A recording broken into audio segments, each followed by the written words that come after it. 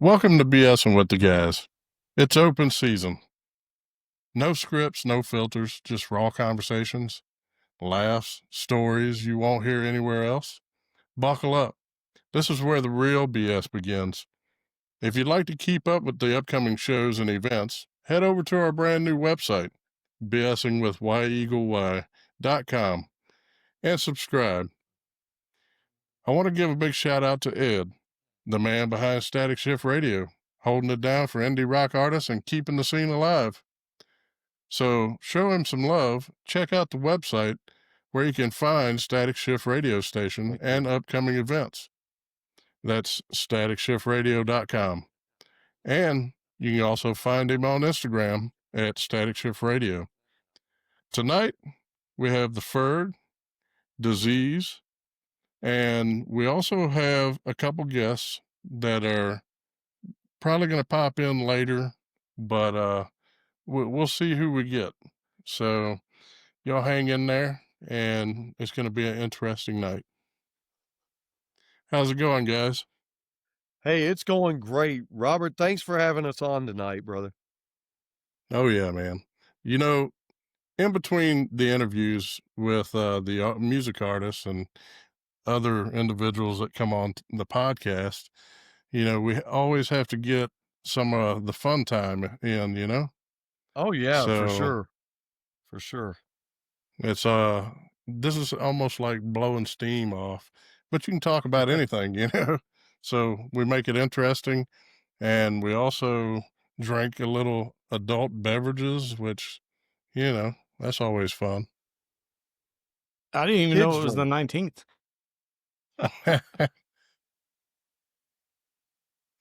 Yep. So anything interesting happened to y'all today? And between work life and between doing what we love, and honestly, the podcast, the interviews, and everything, that's what we do out of a passion and a love for music, a love for people, and for interacting with one of those. But man, there's those times you just got to get together with some bros, have some cold ones, and just talk about some BS and just let loose, just be human for a little while. Heck yeah. Mhm. Speaking of which, The cheers, bros. everybody. Cheers. Cheers. And in case my good brother Jacob Landers happens to pop in and see our video, gonna sport his koozie on mine. Should have told him to pop in on the show. Well, I sure would have, but he's got a prior engagement tonight. He's got something he's got to do this evening, but I sure would have. He would have loved it, man. But that's one thing we got to do. We got to get Jacob in here, man. We got to get him on the podcast, bro. Oh yeah. Oh yeah. He would love it, and you guys would love him, man. He's a great guy, and that's the thing. That's the thing about music. It's allowed me to create relationships and meet people and meet friends that I never would have. You guys being some of them, I would have never met you guys if I hadn't started doing all this. Now, music's always been a part of my life in a big form, but as far as actually doing the videos, love you too, bro, doing the videos and doing the podcast and stuff, that was something that got started, early on this year, really. Somebody suggested it to me and Jacob, and it's kind of been, if you build it, they will come kind of thing. I never expected all this, and now some of my very best friends are people right here. It sounded corny. Yeah, it sounded corny, and it sounds mushy and corny, but truly, honest God, that's what it is, man. That's what it is. It's from Field of Dreams. Of course it's corny. Yeah, he's making Oh yeah. Well, but and I know I'm ripping off the line from Field of Dreams, but it's really been true, It is a true line. So it really is. I do want to give a heads up to the audience that are watching right now. All right. So me and the Ferg have some good, awesome news for next weekend. So don't spill the beans yet. You want to spill the beans, right? No, you can spill them, but Well, for the guys that follow the show, I figured it'd be fair to give them a little heads up. Take it away, boss. I've already put the post out, but I'll share with everyone. With the So viewing audience. Let's share with the viewing audience. for the viewing audience, this is what we have. This is for next Saturday. Silent Theory. Oh, yeah. Heck yeah. And DuhZeez, he'll be the producer. So Heck yeah. DuhZeez, we're going to need you, bro. I'll do what I can. This is going to be a good show, man. And It's going to be an amazing show. Talk a little about it, is when I reached out to these guys, right? Bob, he responded, and he's a Marine, all right? So he's like, I think when I always reach out to people, I always say, no, this is a veteran-run podcast. We lost you there for a minute. DuhZeez or me? No, you did. We both lost you, bro. Oh, okay. Well, the fiber's out, so now I'm doing Starlink. So, right. But, when we reach out to people, we always express that this is a veteran-run podcast, and we would like them to come on the show. And so when he reached back out, he said that he was a Marine, and I was like, man, that's awesome. So heck yeah, I can't wait for the show, man.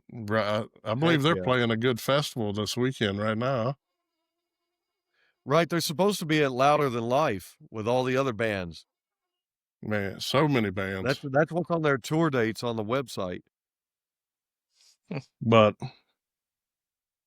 I'll tell you what, going along with what you said, making good friends, we also have Mario, which is from Take It or Leave It Band.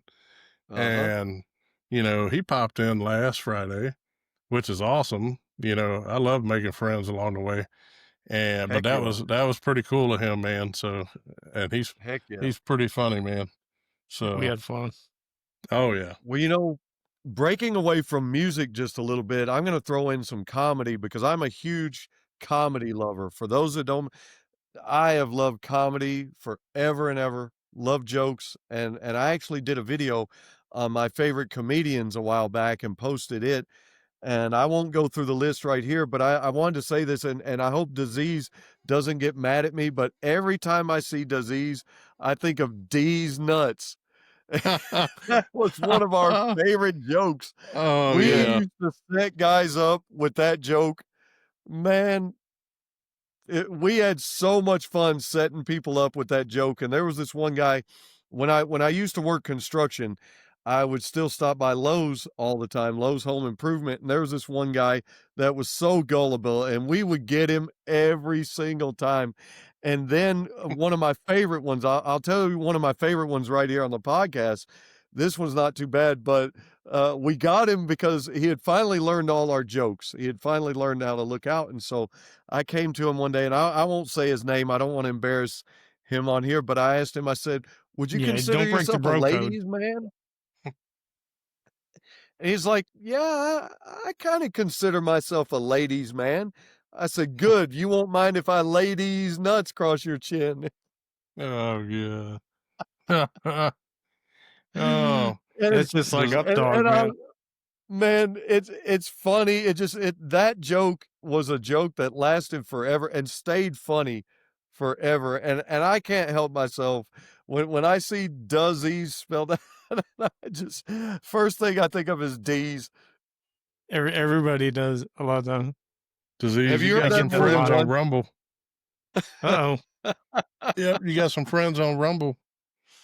I think we got Gary, Dork Girl. Oh my God. You wrong. The whole clan's here. Heck yeah. He said, tell Duz that COVID's over. Oh.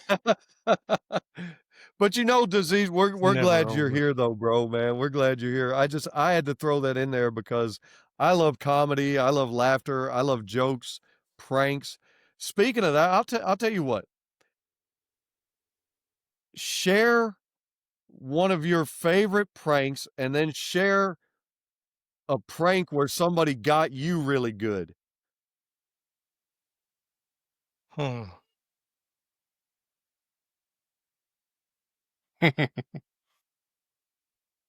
Well, The I know one for you that I actually witnessed was with a pepper. Mm.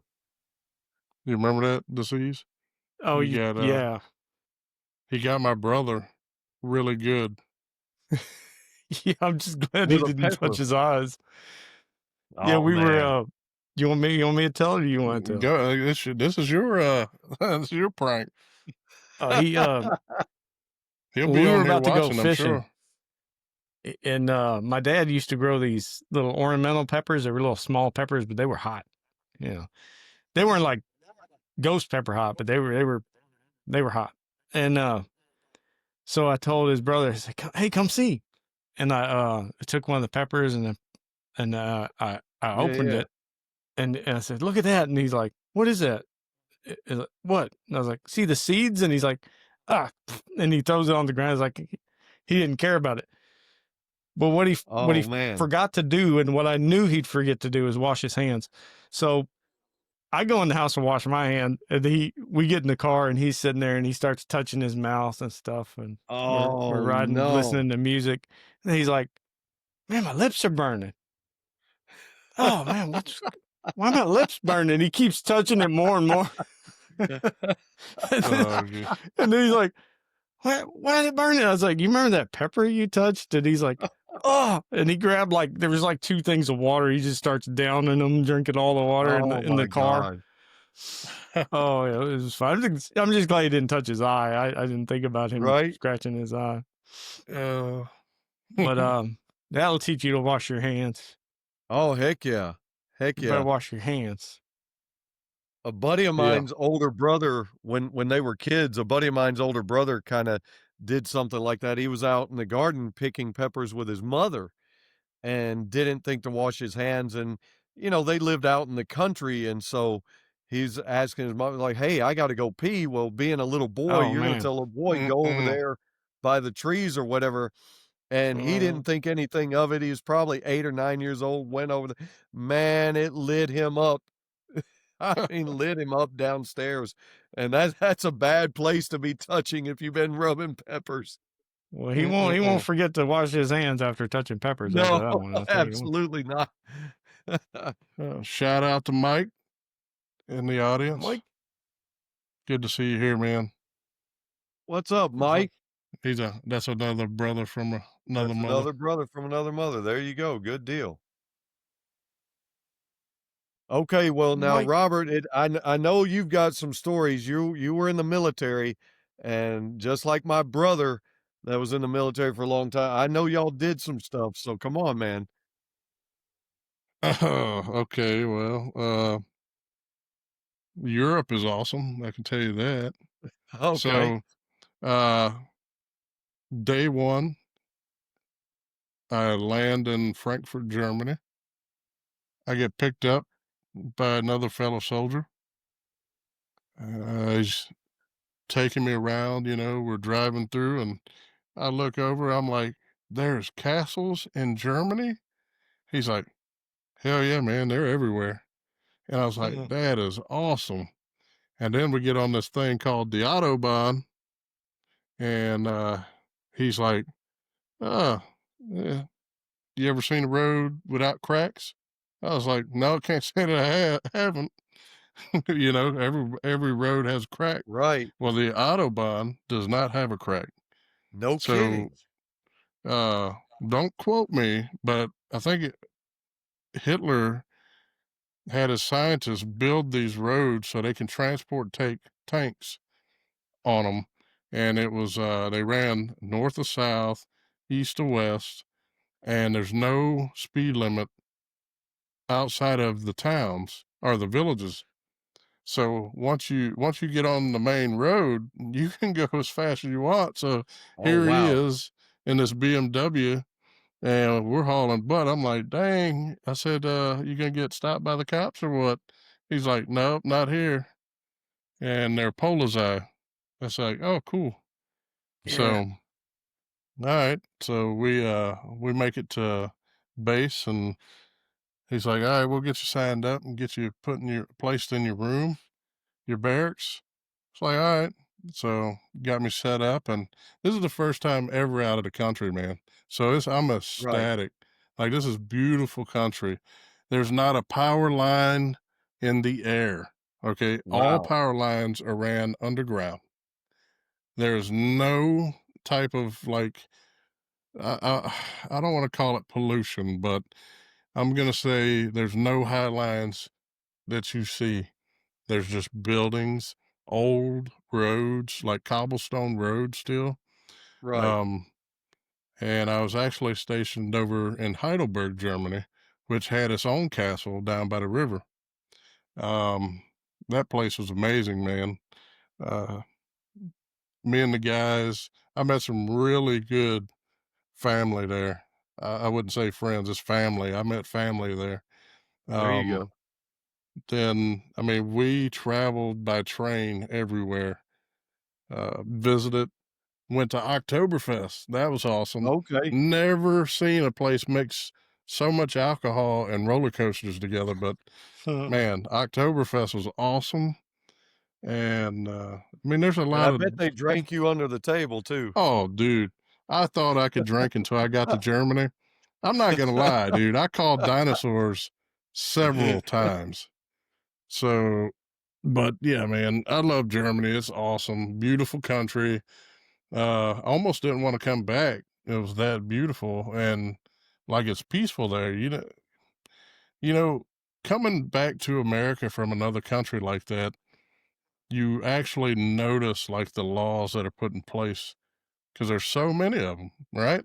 Well, Right. Germany, there's laws, but you don't have people acting a fool out there. You Right. know, people go to their job. There's free education. Um, you know, they actually had McDonald's and a Walmart there, surprisingly. Okay. Wow. McDonald's serves beer through the drive-through, by the way. Really? So, oh yes, yes. So what do you So call it? you're Is it a McLager or what? Like what do you well, order? you got Hefeweizens and Crystal Weissens. Hefeweizen. Okay. Oh yeah, and Mike said kids could drink. Yeah, the other kids could outdrink me for sure, Kids Mike. drink for free. Actually, they're like when you walk into a bar or a club over there, they don't ID you. Like, if you can see over the bar, you can drink. So, like, say if you're a young soldier trying to find a girl, you better ID her because you don't know what you don't know how old they are because they Oh, look Right. like they're of age. all the midgets But had to go to a lower bar though. yeah, You couldn't uh, stay at that one. I did come across one Lowering the awesome bar. bar that even the Ferg would love because it was a rock bar. It was a corner, like a Oh, hole in the wall bar, right? right. And you're not far from the castle, but it was shoulder to shoulder, and they played nothing but rock music, dude. Oh, It was bro. the 80s, the 90s, the I'd love 70s. that. I'd Like love that. and if you were American, they were like, "Oh, buy you around," kind of thing. These dudes rocked out. Hell yeah. Um, but yeah, I enjoyed my time. Man, Mike said same in Scotland. Never been to Scotland, but uh, so but yeah, Mike's military too. By the way, he's a veteran, so that's how I know Mike.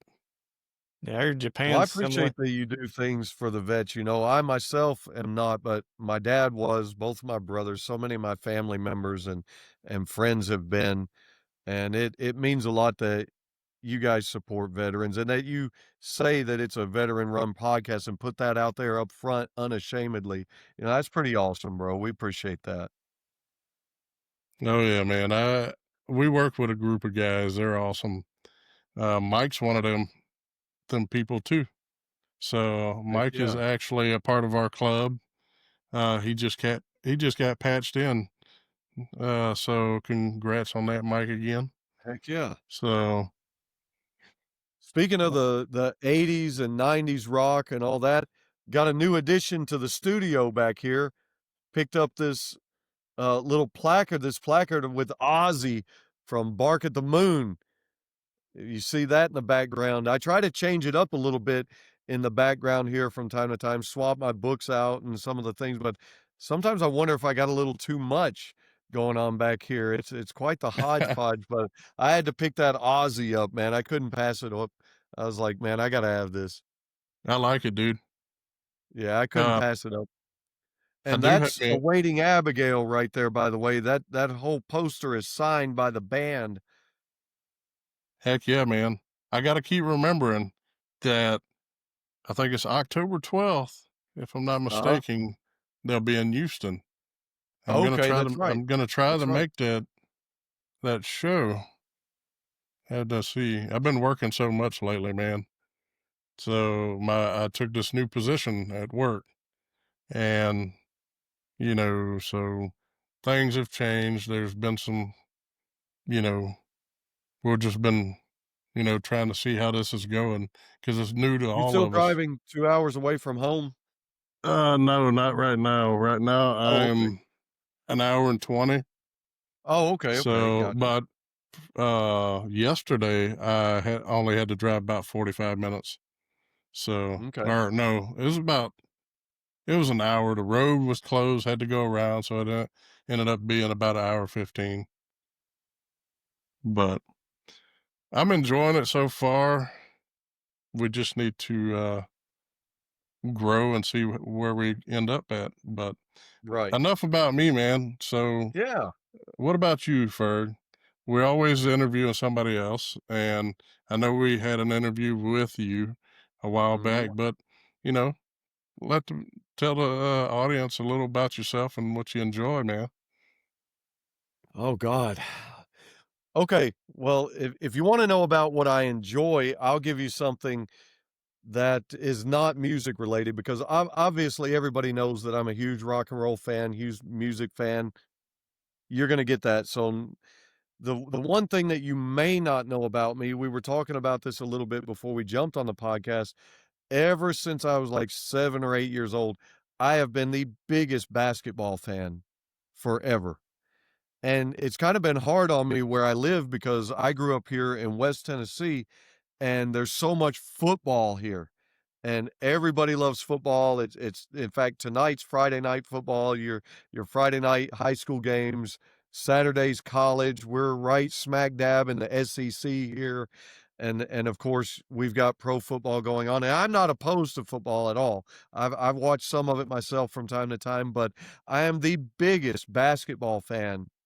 I have loved basketball since I was a kid, and what got me started, when Dad first moved down to Tennessee from Chicago with us, one of the first places we lived was in a housing project area. We lived in a very poor area, but, the basketball court, for some reason, was way down in, like, I don't know if you wanna call it a valley or what, but it was way down the hill from where the playground was up top, where all the kids could play at the playground, and so we were the little kids, and we would watch all the older kids, the older guys out there shooting basketball on these hoops that had the chain nets, and Mm. sometimes you were lucky if you had a net, but they'd be down there playing ball all day, and we kinda got mesmerized by that. We would watch them play, and then so the first time I saw them playing basketball on TV, like real pro sports. I was like, "Wow, that's what those guys were doing at the park." Then, hey, I kinda like this. And so I grew up watching some of the greatest basketball ever played. I grew up watching Magic Johnson and Isaiah Thomas and Larry Hell yeah, Bird, grew up watching Akeem Olajuwon yeah. and guys like that, grew up watching, obviously Dominique Wilkins, and yes, the greatest Bud of all Webb. time, Michael Jordan.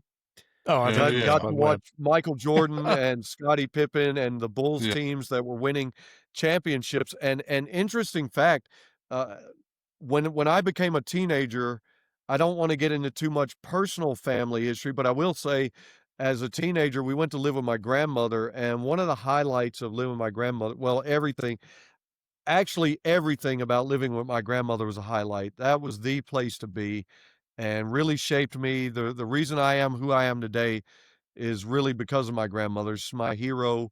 She was a nurse that worked in several hospitals all over the place, a nurse for 35 years and worked 12-hour shifts all the time to raise us. And but one of the cool things was on school nights, you probably had to be in bed somewhere around 9 or 9:30.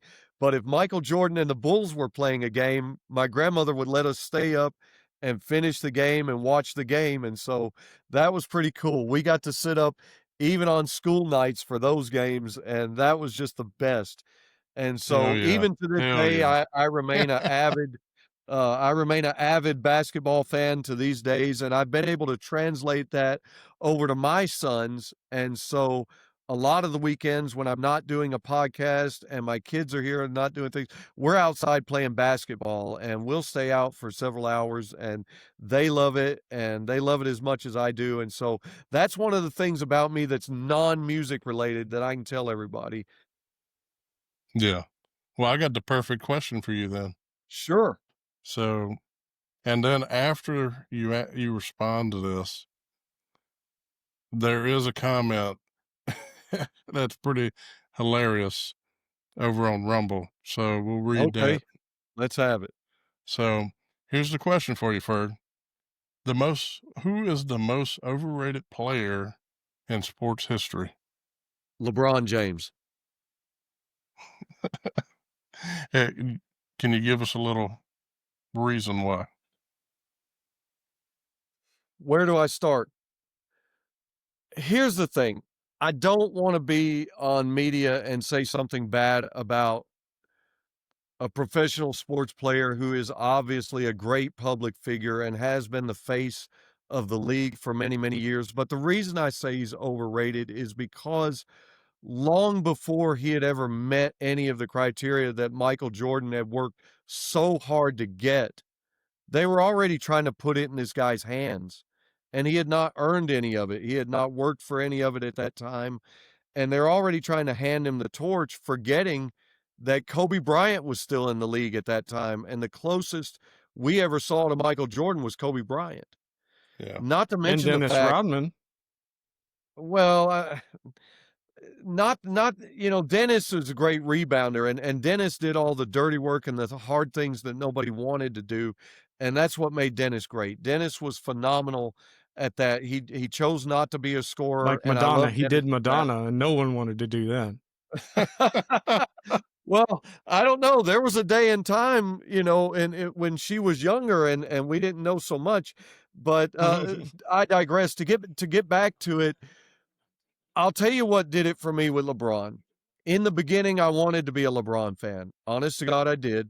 I thought he was bringing something special to the league, and I wanted to be a fan of LeBron James.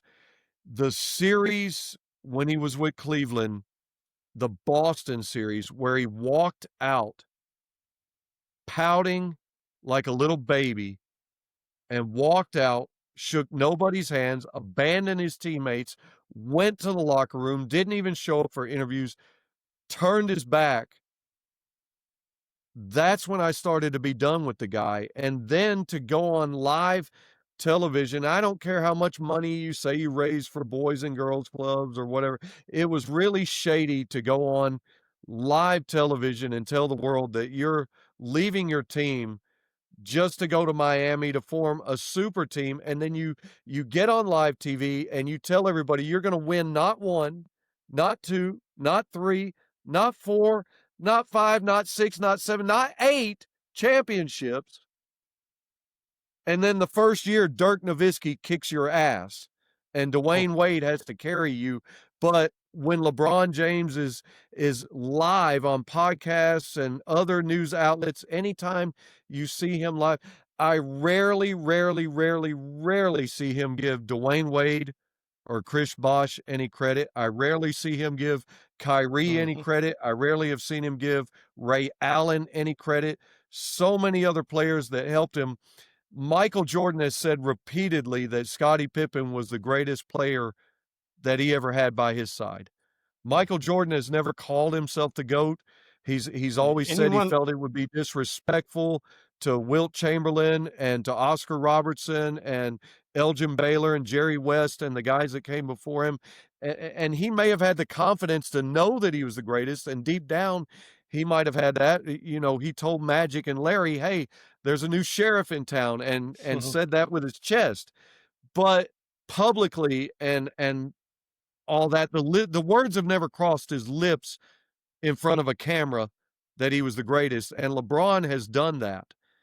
And he has no style in his dunking. He does the same dunk every time. He rarely plays defense, and when he does play defense, he blocks somebody from behind instead of guarding the he never guards the toughest player face to face. Michael Jordan and Kobe Bryant made it their assignment, their personal assignment, to guard the toughest player on the opposing team. And there's even videos of Kobe shutting LeBron down defensively. And I could go on and on and on, but despite me going on and on, there's going to be a plethora of arguments on the other side of all kinds of things. I've heard them for years. I've listened to them for years. I've argued them for years. So here's what I'm going to say. As a man, as a father, as a public figure, LeBron James has been phenomenal. Is he a phenomenal talent with a phenomenal physique and a body of an athlete that's unlike hardly anyone except maybe Tom Brady? Yes, phenomenal. Got to give him that. Has he turned his brand and his name into billions of dollars? Yes, got to credit him for that. But when it comes to the basketball playing, and I compare him to the other great players, I don't say that he's not great, and I don't say he doesn't deserve to be in the Hall of Fame, but I do say he's overrated. They gave him too much too early, put too much on him that wasn't warranted and hasn't been earned. Michael earned everything he got. He when the chips got tough and he couldn't beat the bad boys, he didn't go join Magic and Larry or Hakeem or Charles Barkley and form a super team. He went and got in the gym. He went and practiced harder and harder. He lifted weights, and he invited Scotty and BJ Armstrong and some of those other guys to get up early and come to his practice routines and to work out with him. And numerous players, both on and off his teams, have said that Michael Jordan played harder in practice than he ever did in an actual game. And you saw what he did in actual games. So imagine that, tougher and harder in practice. And he never took load management, never took off. 9 times in his career, he played all 82 games. LeBron's done that 1 time in his career. All 82 he played games. when he had the flu, too. Yes. And now I know there's guys, there's going to be detractors. There's going to be guys that say, oh, John Havlicek has 8 championships. Robert Horry has this and this many championships, 7 championships. Listen, when Michael did it, he was never the sideshow. He was always the main show. He was the main reason people bought tickets. He was the main reason you were in the building. And he was the one guy that said, damn it, we're not losing this. If I have to lose a leg or an arm, we're not losing this game. And I've seen players in LeBron's era, including LeBron, but others in his era and in this newer, younger generation, so much as stub a toe and they're like, coach, I'm coming out of the game, and sit on the bench. You're getting paid millions and millions of dollars. And I love what Charles Barkley said maybe a year or 2 ago. He said, hey, we're not construction workers. I used to be a construction worker. I know how hard that work is. He said, we're not construction workers. We're not miners. We're not, we're not working in the coal mines and stuff like that. We're getting to do something we love for millions and millions and millions of dollars. There's no excuse not to be out there for the fans. And I'm sure I'm going to catch a lot of flack for this video, but here's one thing that I'll say. Everybody has an opinion. I'll get off this tangent after I say this. When I say the things that I say about basketball and about basketball players, it's not just because I've watched a bunch of games. I've got a stack of books. I have read biographies and autobiographies. I have Michael Jordan's book. I have 5 books on Kobe. I've got KG's book. I've got books with Dirk Nowitzki. I've got all kinds of books, and I've watched countless documentaries, and I've listened to what the other NBA players have to say.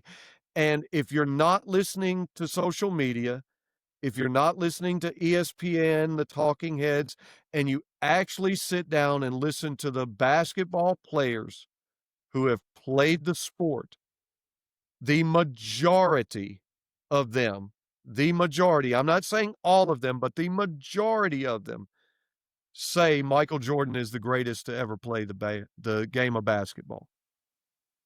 That would be that's my opinion as well.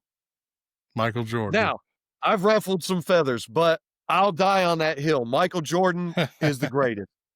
And All right. here's He what didn't I'll say. nickname I'll himself go ahead and king say either. this. Let me go ahead and say this for everybody else also. I do want to say this. I do want to say this before I end the subject.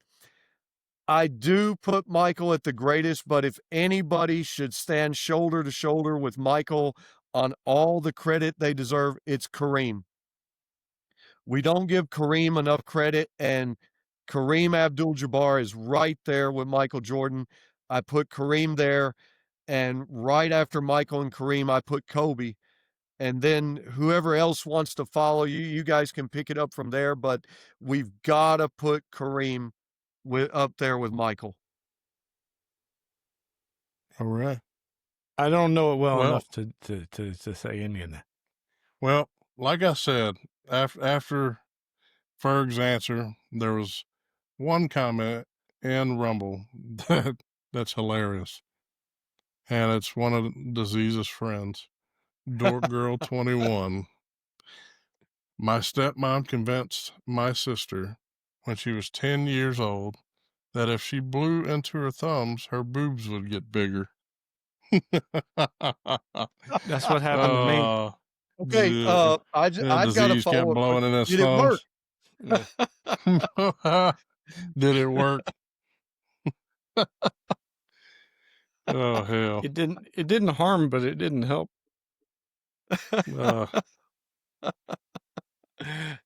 Dang.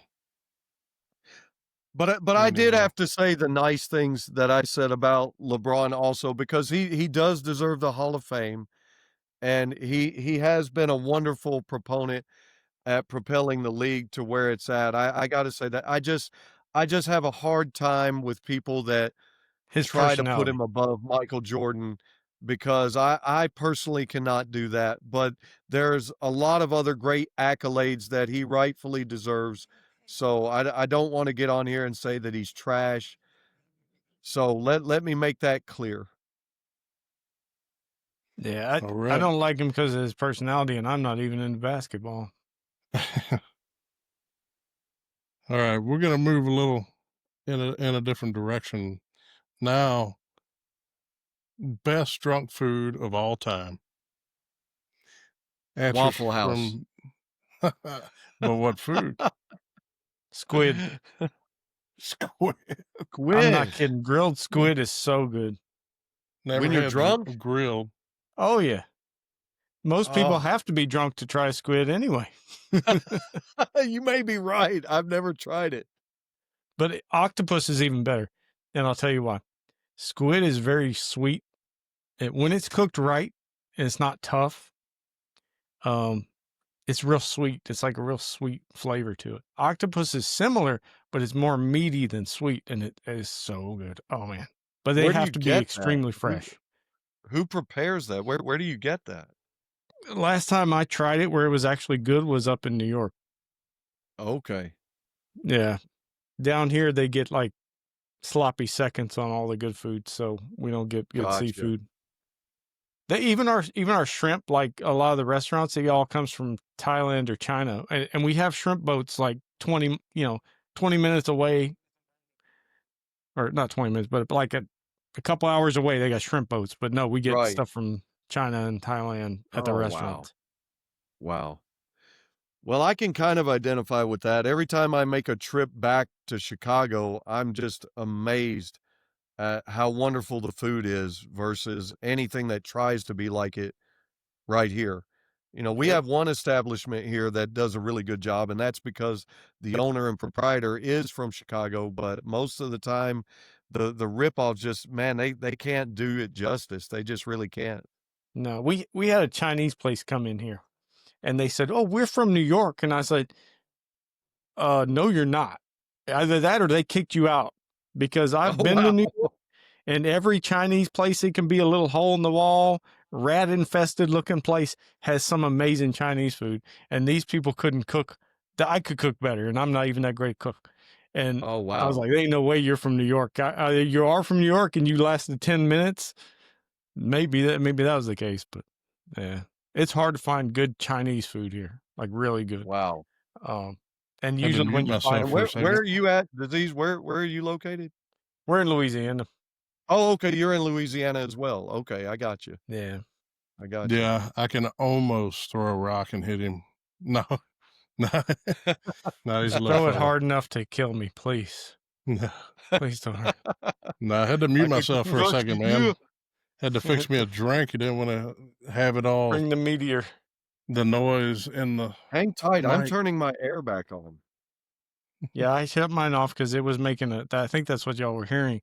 I couldn't even hear it, but somehow the mic was picking it up. Well, I wasn't necessarily hearing it, but like I had cut mine off because it Oh, actually, for some reason, froze. started to get too cold. Yep. Yeah, it froze and then unfroze. $1.50 The chicken nuggets from Burger King. Hey, Ferg. Ah, Hey, Ferg. Go ahead. Do me one favor. Yes, sir. So on Yes, sir. on that I mic turned you mine back have, on. It's is getting there a hot. volume? Yes. Yes. Just turn it down just slightly. I think it's pegging out, and I keep hearing like this, like the peg out. What do you got Oh, now? it's peaking. Yeah, There you go. peaking. Yep. What do you have Yep. now? It's good now. It could be me. I'm loud. I could whisper and my voice carries. You can't Seriously. whisper, Ferg. No, I can't. No. No, you all good. I'm just trying to adjust it What do because you I what do keep you have hearing it. now? How's the sound now?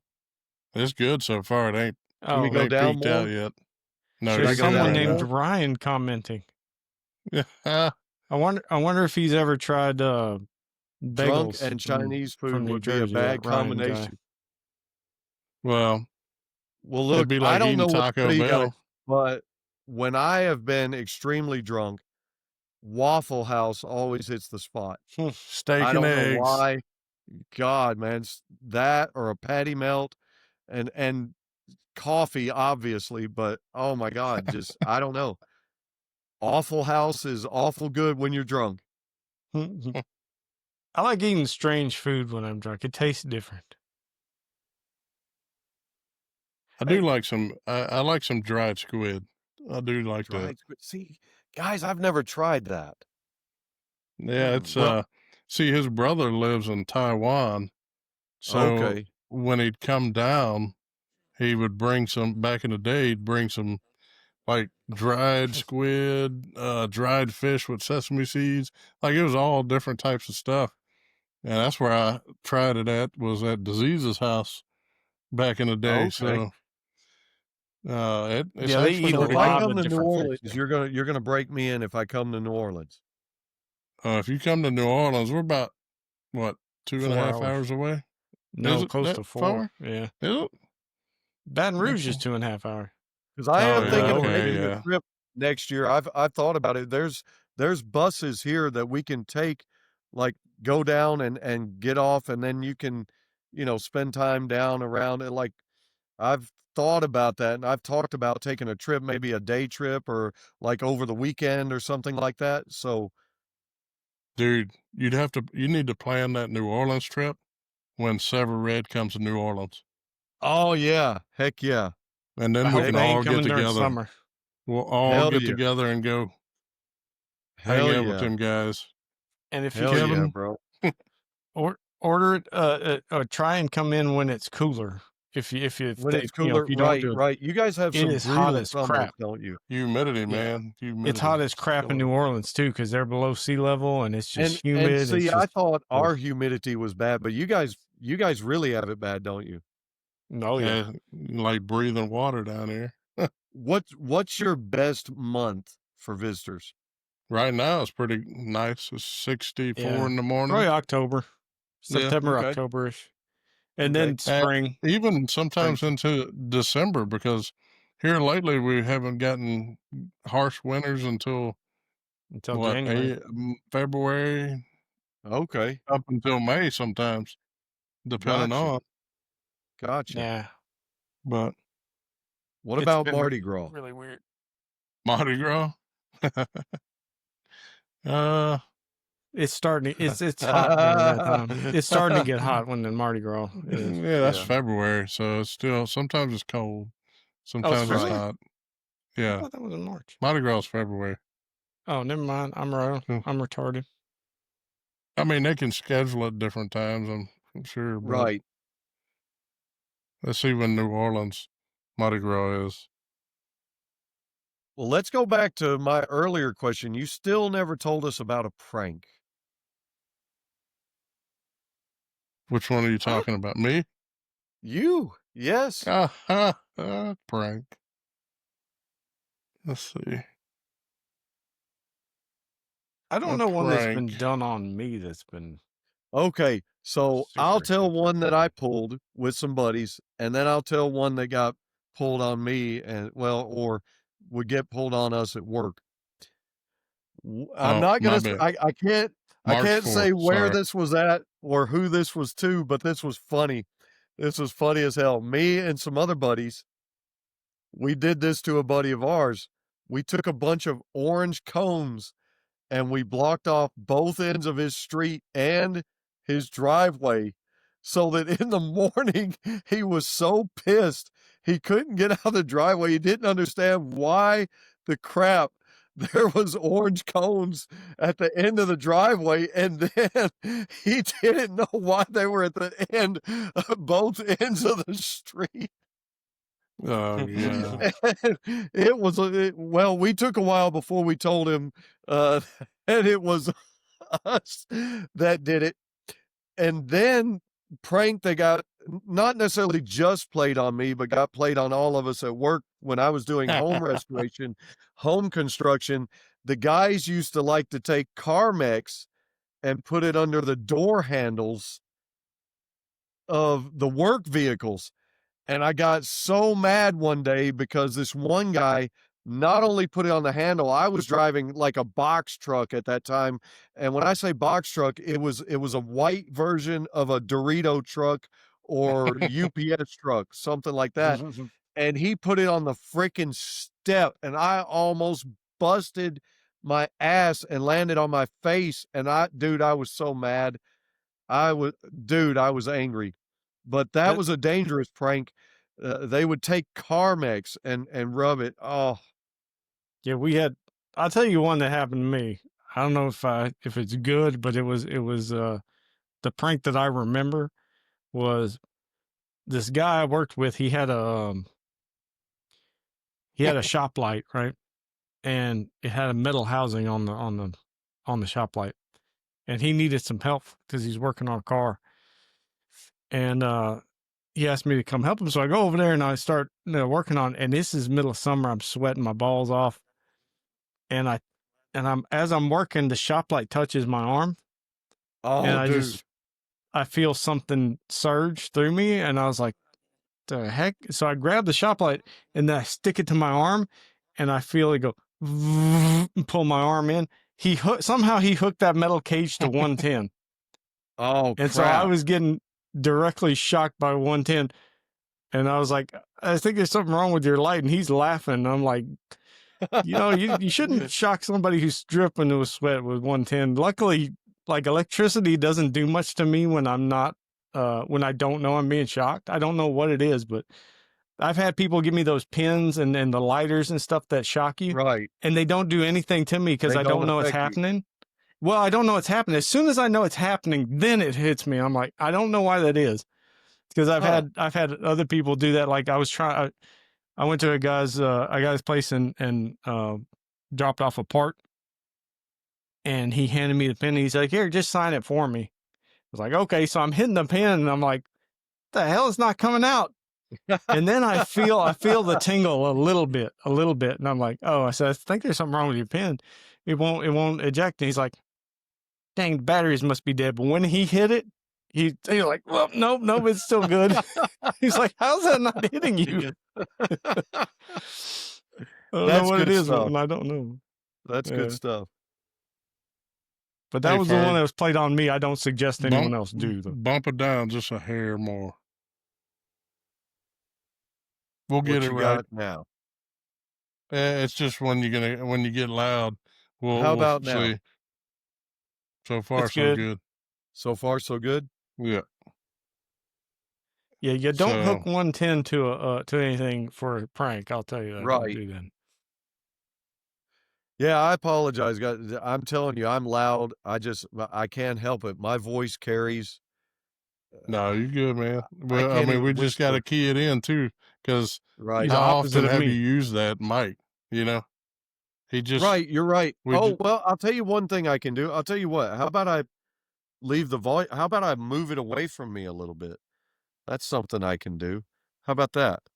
It still sounds good. Still sounds good. Well, your voice carries, unlike mine. Yeah, I have to have the mic like right here. Does. Plus, he's got a mask on his face. Probably don't even need a mic. It's unbelievable. Unbelievable how loud my voice is. These Under Armour masks don't block it as much though. They're really cool. I'm not able to be quiet. So, okay, here's a fun one. Here's a fun one, guys. Here's a fun one. Robert hinted to this before we started the podcast. Name a liquor or an alcoholic drink that will never be back in your life, and why? Phew. I'd probably have to say time. I'd probably say I don't remember the name of this alcohol, but I know for sure it was a Russian vodka, and I can tell you why. So I was in Germany for this particular time. Me and the guys, we left the on-post bar. We headed out. The bartender closed down. We still wanted to party. So the bartender's like, "Hey, man, I know a guy that has a bar not far from us, and let's go." All right. So me and the guys were sitting there at the bar, and I'm drinking a beer. Well, the bartender of that bar says, "Here, guys." I mean, he's got his German accent. I can't replicate for y'all guys. Right. But he says, "Here you go, 3 rounds of vodka." And I was like, "Oh, I don't know about no vodka." He's like, "Oh, this is good. This is Russian vodka." I was like, "Oh, oof, okay." Well, I mean, I could do vodka, but this stuff is stout. So I'd shoot that stuff. And then, it took me a little while to realize what was happening. What was really happening was this bartender was gay. Oh. And he was trying to get one of us drunk. So this is the prank question as well. Yeah. Yes. DuhZeez, you're right. So he's trying to get one of us drunk. And I was like, after a couple shots, I was like, hold up now. I was like, so I kind of pulled the guys off to the side, and I said, "Hey, you better watch it. He's going to keep feeding you shots. He's trying to see which one of you going home with him." And they were like, "Do what?" And they were like, at this time, it's like 3 a.m, dude. We already have a buzz, or we're probably drunk, but nothing good happens after 3. So he's like, he's like, "Come on, guys, another round. I was like, "Oh, hell no, nope." I was like, "No, I'm good. I'll just stay with my beer." He's like, "Oh, party pooper, no fun." I was like, "Oh, yeah, somebody pooper." so you roofied that next one probably. So to this day, no more vodka. Well, look, I've already had a few, so I was like, and then there's like nobody else except for us in this bar. So I'm like, look, guys, I said, y'all ready to roll out? Or you're going to stay drinking? They were like, oh, we're going to stay drinking. We're getting free drinks. I was like, you're getting free drinks for a reason, but I'm rolling out. So I left, but that I'll never drink a Russian vodka like that again. Wow. But not only it gets you backstage passes, but it was rough too. So What about you, DuhZeez? Jägermeister. There's actually two I Jaeger. probably will never drink again. Jägermeister and does this smell like chloroform? and there's another one called Juice. I used to drink Juice all the time. Juice. It's an alcohol with energy drink.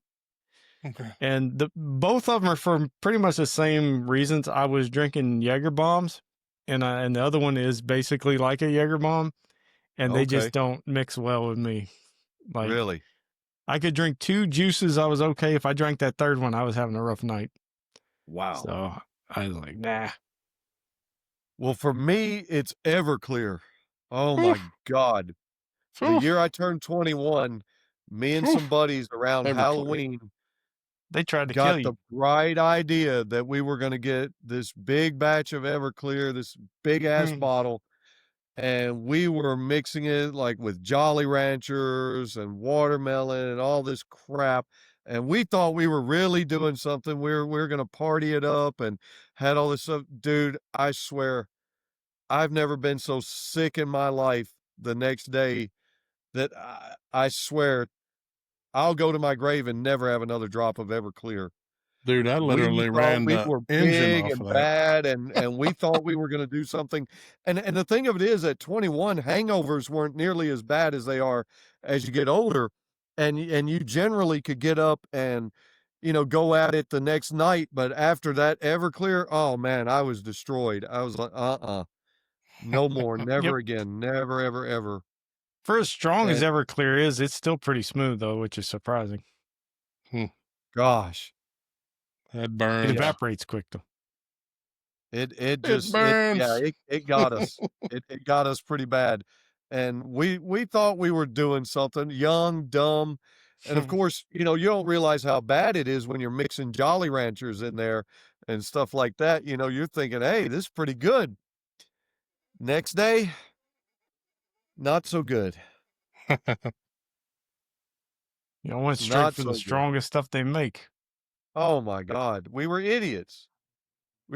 I had turned 21, and so I could legally buy alcohol. And so, yeah, So big you buy idiot. the strongest stuff they make. God. Whew. Lesson learned. Like drinking moonshine. Except for Oh I my think God. I'd rather moonshine. And I'll tell you what, speaking of moonshine and speaking of those free shots, me and a good buddy of mine, God, I wish I could tell names but I don't want to tell names on it. But one of my best buddies, one of the best guys I know on the planet, love this guy. And we used to hang out, spend a lot of time. We were going to go this little hole in the wall up the road, and we knew we had to work the next day. So we're just going to go shoot pool, have a couple beers. That's it, just a couple beers. And we're 2 or 3 beers in, and the girl behind the bar, she slides us a shot. And of course, it's clear liquor. And so we're thinking it's a vodka or a tequila or something like that. So instantly, and I never chase any of them. I down them. I don't know. If I ever chased anything, I chased it with a beer, and the whole liquor before beer before liquor thing don't work on me. I'm not a thrower-upper. I've never been a thrower-upper. Now, I did with that Everclear, but like for the most part with anything, not a thrower-upper. That doesn't work. And so she slides us this shot, and we're thinking, okay, tequila, something like that. Whoop, down, and we go on about our business and drink a few more beers and shooting pool. And later on, that's when they tell us that was moonshine. And so you talk about having a rough day the next day, going to work early. Oh, horrible. But I will say apple pie moonshine is very nice. Peach is very nice. Yeah. I believe they make a peanut butter, if I'm not mistaken. That store-bought moonshine I never did like. If you get somebody who knows No, how to make it, oh man. yeah, the store-boughts, they're really not. You can tell that it's a store-bought. Yeah. Put it to you Yeah. that way. They water it down. Yeah, they got some And people it's too around here sweet. make the real stuff. No, not in Louisiana. No, Never. no. No, but I do like some apple pie Oh, moonshine. I can tell you one drink that'll give me chills when I smell it. Like literally, when I smell it, chills is Jose Cuervo. Jose Cuervo. Ooh. Which one though? They got like 4 different ones. No, man. There's the original Jose Gold Cuervo. Oh, the gold, yeah. Yeah. Cuervo's No. pretty good. One of the best tequilas I've had. Have you guys ever tried that Addictivo or Addictivo, however they say it? No, I've It's a never brown tried Dick. tequila. No, Very I mean Dick good. Tivo. Very, very good. Very smooth. But Patron, no. I'll never drink Patron's Patron nasty. ever again. Never gonna drink it again. We I went don't to a like party Patron. at my buddy's house one year, and one of the guys brought some Patron, and like a dumbass, he and I are drinking straight out of the bottle. And needless to say, by 8 o'clock, I already had to be piled into the car and taken home, and was not being the best version of myself, I promise. And so no more Patron for me. I don't No like the more. taste of Patron. It just doesn't taste that good for as much as you pay for it, really. Like, I've Hey. had way better. The best tequila I ever tried, when I worked in West Texas, a guy his family lived in Mexico. So like say when we would take our 2 weeks off or however long you get to go home, he would go to Mexico, visit his family. Well, he's like, at the time I was a superintendent, and he's like, "Boss, I brought you something back." I was like, "Oh yeah, what you bring me back?" He's like, "I brought you some tequila from the homeland, though, not from Oh man. America." I was like, "Oh, okay."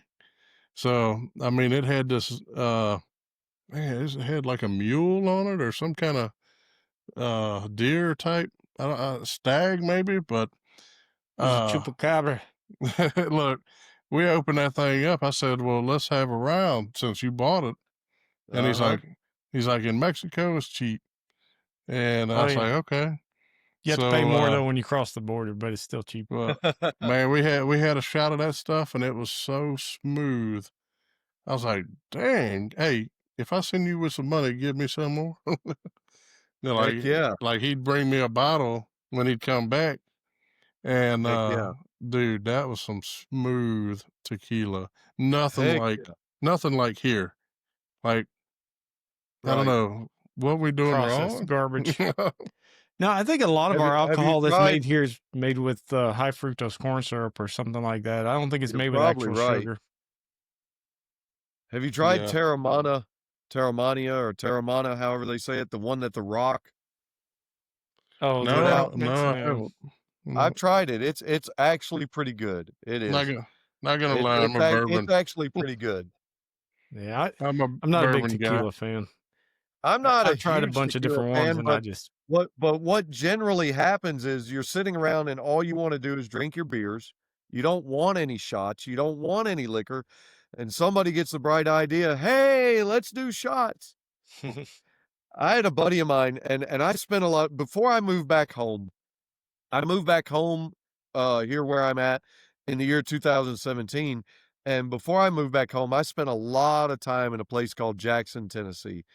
Spent a lot of my nightlife there, spent a lot of my work life there, going to the gym, did a lot of things there. And there was this one buddy of mine that I knew. He would always come in. He was a supervisor at one of the plants. I'm not going to say where. And no, that looks nothing like him. That's his girlfriend. It Nah, could be. I've I'll Does be he I've use right his seen back. some. girlfriend? Hey, I've seen some of those out there. There's plenty of those. Oh, my bad. But He made me hit this guy would the come mic. in. This guy would come in. You wouldn't even know he was there. He would slip in. He'd be down at that end of the bar, but he would see you, and you're like, "Oh crap," because you already knew he had plenty of money, and he always bought. He always paid for everything.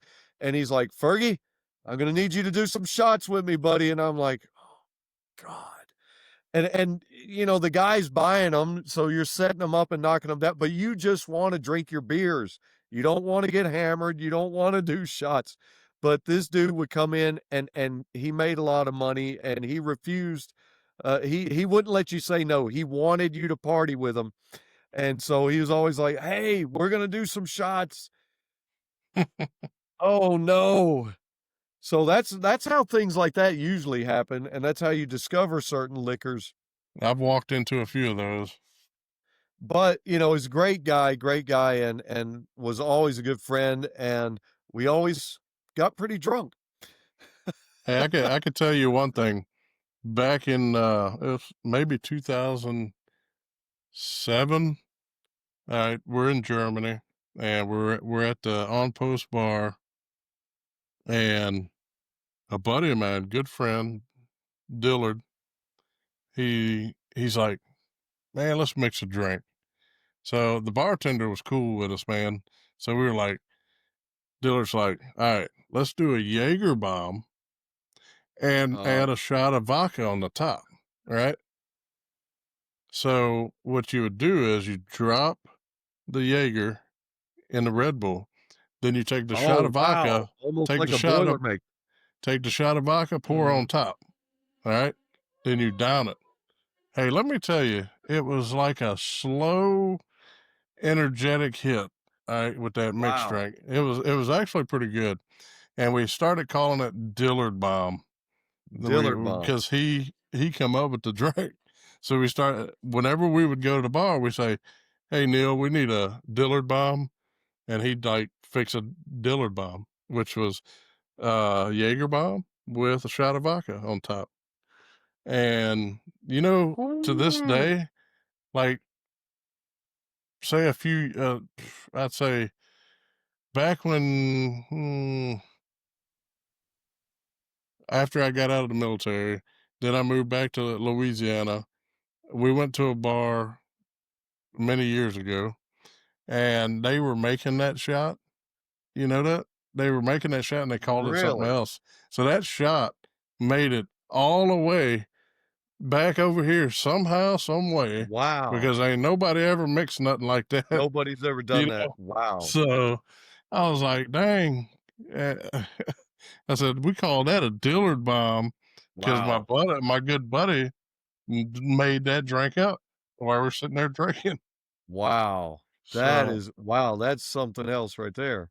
but Wow. We used to do what they call Irish car bombs. They tell you overseas they don't call them that. You don't say that. But yeah, no. we They put you in handcuffs. No. yes, but we used to do those. Those were pretty good. And as far as Jaeger bombs go, you know, I like those okay. And some friends of mine and I, the first time I went to a Yellow Wolf concert, we were in Nashville, and at the outside part of the venue, at that particular venue, they had drinks outside and inside the venue. So at all the events going on outside the venue before we actually got in the concert, well, they didn't have any Red Bull to do a proper Jaeger bomb, but they were giving out free monsters all over the place. And so what we did, we had got these cups that they had, and we were doing monster version of Jaeger bombs. And boy, yeah, we kind of got messed up. Hmm. I Kind of can't rough, drink Red Yeah. Bull anymore either. man. I now see here's the crazy thing. The crazy thing is like standardly, like normally, I wouldn't just drink a Red Bull. I don't like the flavor. Yeah, I wouldn't don't do either. it. But I will never walk into a store and buy a Red Bull and just buy it to drink it. Have you ever tried absinthe? I've never tried it, but I've heard about it. It's all right. It's similar to the flavor profile Similar to is Jaeger? somewhat similar to Jaeger, but it's a little different, especially if you do it the way you're supposed to, where you drip it over sugar cube. Okay. Yeah, it's not bad. Okay. But finding real absinthe is hard to find in the U.S. Right. They'll Yeah, call it I did try absinthe, but it's that. just flavored. I did try absinthe when I was over there, and they definitely prepare it like I've never seen it before. Like when so the bartender takes it and they put water in a glass, right? I was like, water? All right. So then they put this little spoon with holes on top of the glass. Then they put a Huh. sugar cube on top of where the holes are. And then they pour the absinthe over the sugar cube. Oh, And wow. it almost like dissolves it, but then if it doesn't dissolve, she'll, like the bartender, put it in the glass and stirred it. And then you drink it like that. Let me tell you, that right there finished my night. Like I was done. Wow, that's It's interesting. good stuff, though. It's like black licorice, and I am not a black licorice fan. Oh, okay. It's all right. Yeah, I don't know. I like the dark licorice. Huh. It's not Maybe I super overdo it. strong. At least the one I tried wasn't the absinthe, the licorice flavor. Mm. But Okay, it depends on the one you get. So you've talked about Germany a lot. You know, when my brother was in the Navy, he did 2 stints in Japan. He always talked about Japan. He always liked it. What was one of your favorite duty stations outside of the States? Was it Germany or was it somewhere else? I'd say Germany. I mean, I wanted to get orders for Japan. That'd be nice. Right? I love Japanese food. Mhm. And Taiwan food, like it's spicy. I like it too. Okay. But I had a roommate. He was from it, it was somewhere by Taiwan, but he could prepare the dish like you know how you get a spring roll, shrimp spring roll, a very small Okay. egg roll, but no eggs. And he would make those homemade, fry them up, and be like, "Here you go, buddy." Like that dude would like share. Like Oh, he was one of wow. the nicest guys I ever met. Like from another country, um, but he cooked all kinds of dishes, right? And him and his family flew over to visit. So he called. He's like, "Hey man, family's gonna be over. Come eat with us." I was like, "All right." So I Heck get yeah, over don't there, mind if and I they do. got the man. There is so much food prepared, and the elderly ladies are the ones fixing the food for you, and they're like this, So like you know it's good. they don't know what, like they don't really speak English, so they're just fixing my stuff, right? Well, I get something that looks like a salad, and there's this pepper on top of my salad, right? So I sit there and I'm like eating. Then I get to that salad and I eat that pepper. Hey, so my face turned red. I started sweating, and he comes over there. He's like, "You all right?" I said, "I just ate this hot ass pepper," and he's like, "No, no, pepper is decoration. Don't eat the Oh. pepper. It's hot." I'm like, "Yes, it is Now hot." you tell me. But no, man. Uh, Germany was the first place I tried escargot, Okay. snails. So that actually tastes pretty good. Really? Oh I've yeah, never had snails. And I they are. refuse to eat frog legs. I know they're good. I just can't do it. I like I've frog had frog legs. legs. Frog legs, I and can't, I'll man. tell you what's interesting. We took a trip a few years back, and there was a restaurant that actually served frog legs, the fried frog legs, and I couldn't believe it that my kids actually tried them. I would have thought they would have been grossed out and all that, and believe it or not, shocked me to death. They tried it, and they liked them. And so that was a big shock for me because normally my guys are a little bit, my oldest son's not as picky, but my youngest son's very picky. Middle son's more of a fruit and veggie boy, but he's not as picky, but he's a little more pickier than my older son. And it just shocked me that they like the frog legs. Have you ever had alligator? Never, but I've heard it's really good. I've heard a It is. lot of people Yep. talk about it. I've heard a It is. lot of people talk about it. It's also one of those things that depends on Don't they who make an cooks it and alligator how po' old boy? it is. Yeah, I'm in sure New they do. Orleans. In New I was Orleans, gonna you can say, get it. I've heard, don't they make an alligator I po' don't know boy? anywhere else. The Kinder. Oh, Fausto's used to make it. Yep. Yeah, Kinder. Fausto's used to make it. Yeah, it's But about 15 minutes away from the house. They make Okay. they got alligator. Or I can go Yeah. get you some alligator meat and make you something. I've had it a few times and it's good when it's done right, and it's a bit iffy when it's not. So What's the one of those proper things. way to I used to hunt alligator when I know, lived in so Florida. what's the proper way to cook and prepare alligator? How do they do that? Fried is Yeah, mainly what they do. most of the time it's fried. You can cook a gravy, sauce piquant. But I mean, I like to fry little like strips of alligator, which I learned really quick when I lived in Florida. I started doing the alligator hunts, right? Okay. And over there in Florida, it's totally different than Louisiana. You watch Swamp People? You ever watch Swamp People? I have. Nothing near Swamp People. All right. So Really? during the day, Louisiana allows you to hunt alligator. In Florida, you can only hunt alligator at night. Gotcha. So it's 6 p.m. to 6 a.m. You cannot have a gun on the boat. You can only have a bang stick.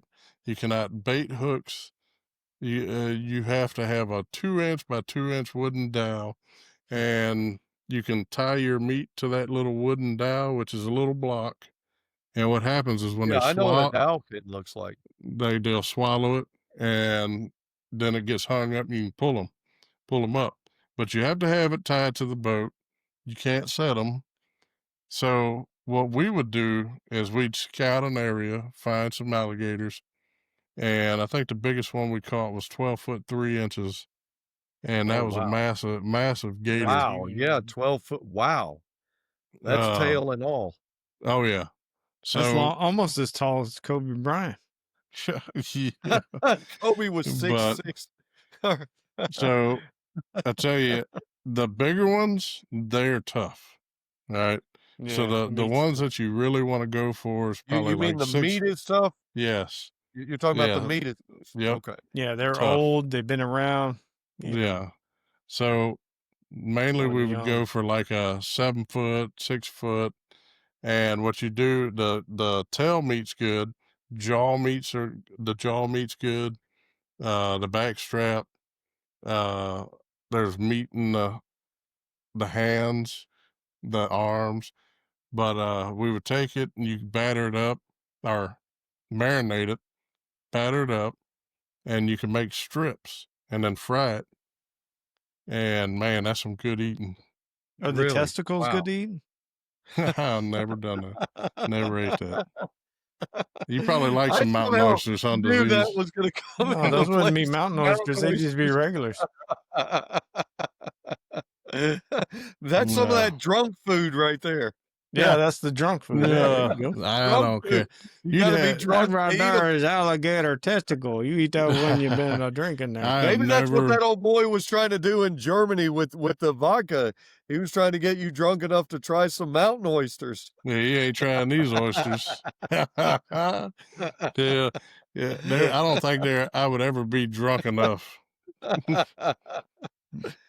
That's one of the things that I will say. We've talked about alcohol, we've talked about drinking and things like that. One thing about me, I've always been able to still be cognizant. I've always still had my mind, and that's what's crazy about it is I'll never forget the night that I was at a Buffalo Wild Wings, and the bartender knew me very well. We knew each other, and at one point, I mean, I knew all the managers, all the servers, all the girls. I knew everybody, and you come in there and you're well known, and so there was one night some of my buddies were telling the bartender, said, "Hey, cut him off. Ferg's done." And he's like, "But he's holding a conversation. He's cognizant, like he's doing like he always does. He's still talking good. He's not slurring or whatever." They said, "Look, that's what he does, but we know he's done. Cut him off. We know." Because I can stay cognizant to a certain degree quite a bit and for a while, but the thing about it is I'll talk. And so He's talking too your much. biggest Cut him off.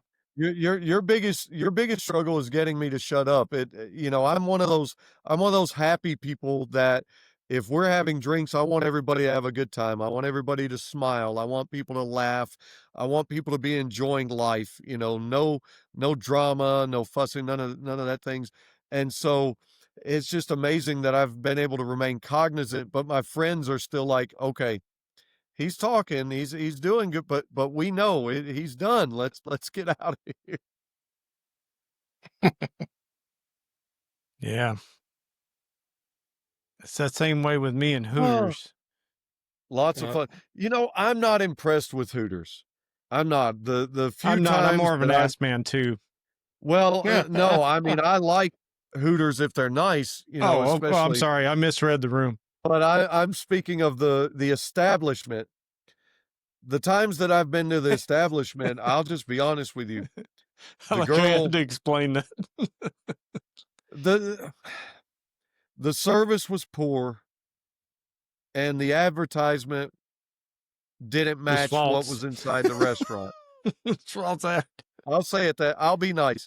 The advertisement didn't match what was in the restaurant and the service was poor. Yeah, I want to open one called And they don't Pooters, have the and it's for best ass men. food. I mean, they've got that's probably drunk food because I've been to places that serve better wings, I promise you. I mean, Yeah, though it's not the best food menu. And there are actually other establishments that have copied their model and have done a better job at presenting Hooters. yeah. It's hard to So, find good Hooters these days. Hey, I'm not Michelle, opinionated, am I? No, no. Not in the least. all right. So And but that's what it is. It's opinions. Oh this wow, what have here, we got here? It's Germany? this here is the Heidelberg Castle in Germany. That's beautiful. So I've walked through there.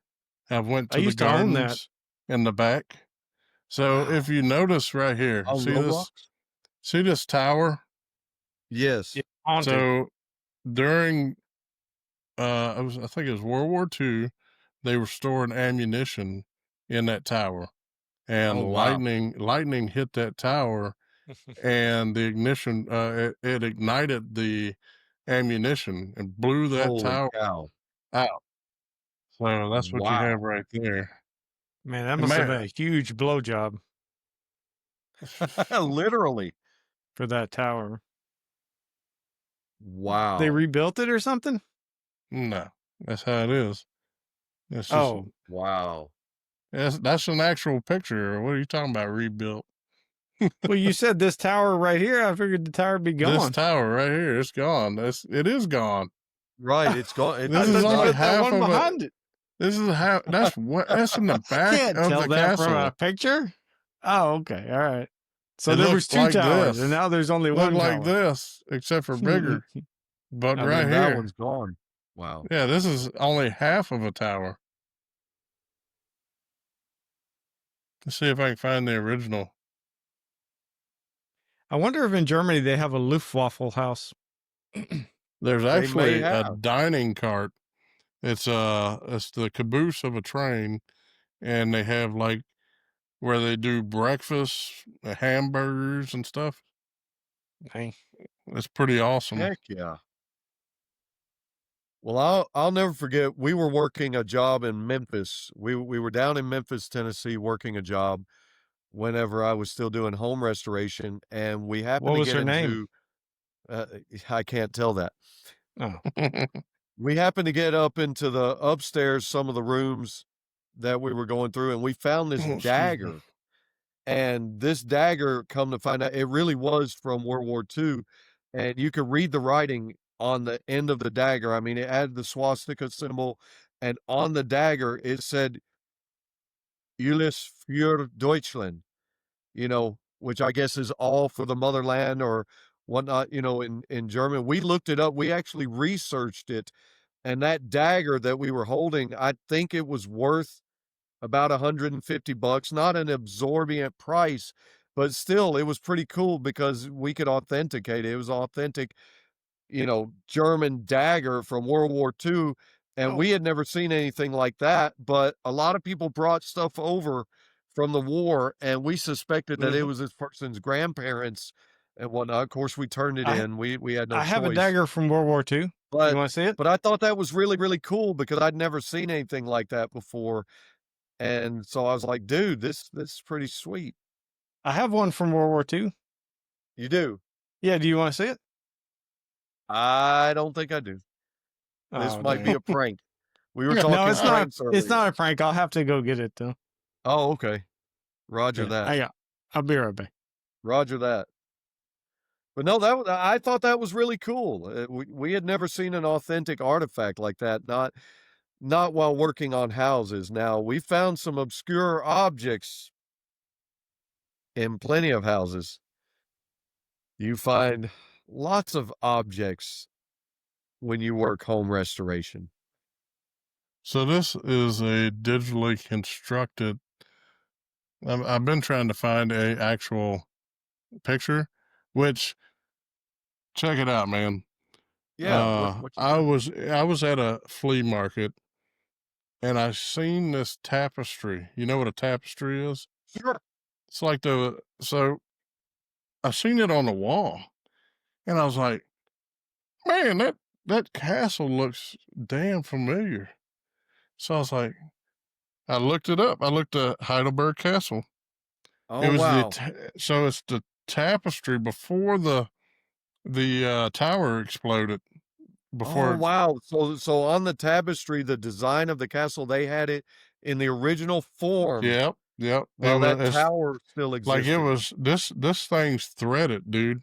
Like I'm talking about, it's so old that you have to be careful with this tapestry. So they had it just nailed to the wall in this Oh, flea market. wow. I said, what do you want for that? They were like, oh, we just using it for decoration. I said, well, just give No me a kidding? price. Yeah. So I was like, give me a price. And so they're like, the lady's not here. Let me make a phone call. So she's like, $20. I said, Dude. done. So I got this tapestry. I'm Yeah. telling you, it's in my other room, but I Yeah. got it on the wall, but I don't have it nailed or anything. I got it like laid up on this rack. All right. Right. But I'm telling this thing's so old, you have to be careful with it because it was back when they weaved it together. That was handcrafted. That's worth more than $20. Hey, Promise. dude, I sent a picture to one of my buddies I was stationed with, and I said, what's this look like? He said, the Heidelberg Castle. I said, exactly. It's laid out, dude, just like the picture I just showed you, where the bridge, Wow. it shows the bridge and the little houses back in the day when there was only just a couple little villages and stuff. I Super was like, cool. so I came across a golden egg, which it means more to me than, somebody might be like, oh, Right. that You ain't worth spent junk. time there. Absolutely. But yeah, that was pretty awesome. But here's the digital picture of before I found my dagger. I had to unzip my pants. Hang on a second. so so this is what the tower would have looked like, I guess. This is what they're saying. Heidelberg Castle digitally constructed to its Okay. 17th century glory. It was the Okay. 17th century. So That's like over 100 years ago. so this section, you can see this was on half of this was left, Right. but Do you have a photo of the tapestry? no, I don't have it on here. No, Okay. it is in one of our previous episodes. You can see part of it in the background of one of our first episodes. Right. Easter egg. It's an Easter egg. But Heck yeah. yeah, that Cool. Yeah. It's a Japanese dagger. It was from World War II. Oh, okay. You see how it's got the little flower on it? It's called a mum. And Okay. normally, because they lost the war, those are supposed to be scratched out, but they're not on this one. Huh. Yeah. I also have And the that's sword too. World War II. Yeah. It's all Wow. That's ceremonial. It's not sharp. It's very, right. very blunt. You Okay. can see the edge is blunt. How'd you come across that? I have a relative who was taking care of someone and they sold it. And they were Okay. I they were got you. gonna sell it, and I was like, I want it. How much? And so Right. I got it. He also had an Ariskaya rifle, which I still haven't gotten from him. Hopefully he still has, but Heck yeah. but I have the sword too, and the sword still has the little flowers on it as well. Heck yeah. But it's all from World War II. But it's Japanese. It's unbelievable the stuff station. that made it back over here that the soldiers and so forth, you know, they were able to bring back, which nowadays you couldn't do that. There's so much security on flights and so forth, but it's always been amazing to me. In fact, one of the most I'll go ahead and say that, Robert, you'll appreciate this. One of the most amazing people I ever met. And that's the thing, when I was doing home restoration, you never knew who you were gonna meet. You never knew who a client was gonna be. One of the people I met, and I got to shake her hand, she was one of the original members in one of the nursing corps during World War II. Nice. Because we, you know, of course, we had a nursing corps to take care of the soldiers and whatnot. And I thought it was so cool. You know, she was way up in the years, but we don't think about them doing their part to serve. And I thought, wow, this, like, you just never know who you're gonna meet. You meet some fantastic people, and everybody's got a story to tell, but not everybody's story gets told. Yeah. yeah. I just, man, I thought it was so cool. That is, and Yeah. those people are getting up there in age now, so there's not many left. I don't think we have many World War II vets left, do we? Very No, few. Not from well, World War II. I mean, And even our Korean it would and have to be Vietnam 100 Vietnam, vets yeah, close to in it. that. yeah, the Vietnam. There's not many of those left. Right. They'll They'd be have to be saying that close to about us 100 pretty soon. to be World War II. That is So true. I guess the story was told to me incorrectly Okay. about the Heidelberg Castle. So Okay. doing the research on it, it did get hit by lightning, but it was destroyed by lightning 1537. Oh, wow. So well So it before wasn't destroyed with the meteors. Nazis. Oh, okay. So they So rebuilt the tower then? no, because it still looks like Still that not there? when I was there. Which the story, whenever it was told to me when I was over there, they said that the Nazis had stored ammunitions in that tower. Now they may have stored it somewhere, but I don't. From the looks of this information, the tower was destroyed well before Nazis came about. Yeah. So That kind of reminds me like how many stories you hear like now we have, digital cameras and stuff, we can record Right. everything and we can verify everything. But back then they didn't. It was all word of mouth. You had to trust the person who was telling you Okay, that Mm. stuff. So that's what amazes me. We live in a world where phones are everywhere, right? Cameras are everywhere. But doesn't it amaze you when you go back and look at old films or like, they have an unbelievable amount of freaking footage of just about every damn thing. Like, we say we live in this world of technology, and we do, obviously, but they were at no loss for footage and film, it seems like. I mean, you see Yeah. bukus and buku, it may be in black and white, or then later when they added Technicolor, but it's like somebody somewhere always had a video camera somehow, and I don't Yeah. know how, but like it seems like we've got so much footage. It's like, how did they even have this Let me back break out then? the suitcase right quick. Yeah, tons of footage of just about everything. I mean, you think about it, and, one thing that amazed me when I was in college, when I went to college and they showed us the footage of some of the throngs of people during Nazi Germany, it's unbelievable how many young ladies were swooned by Hitler. They would bring him bouquets of flowers.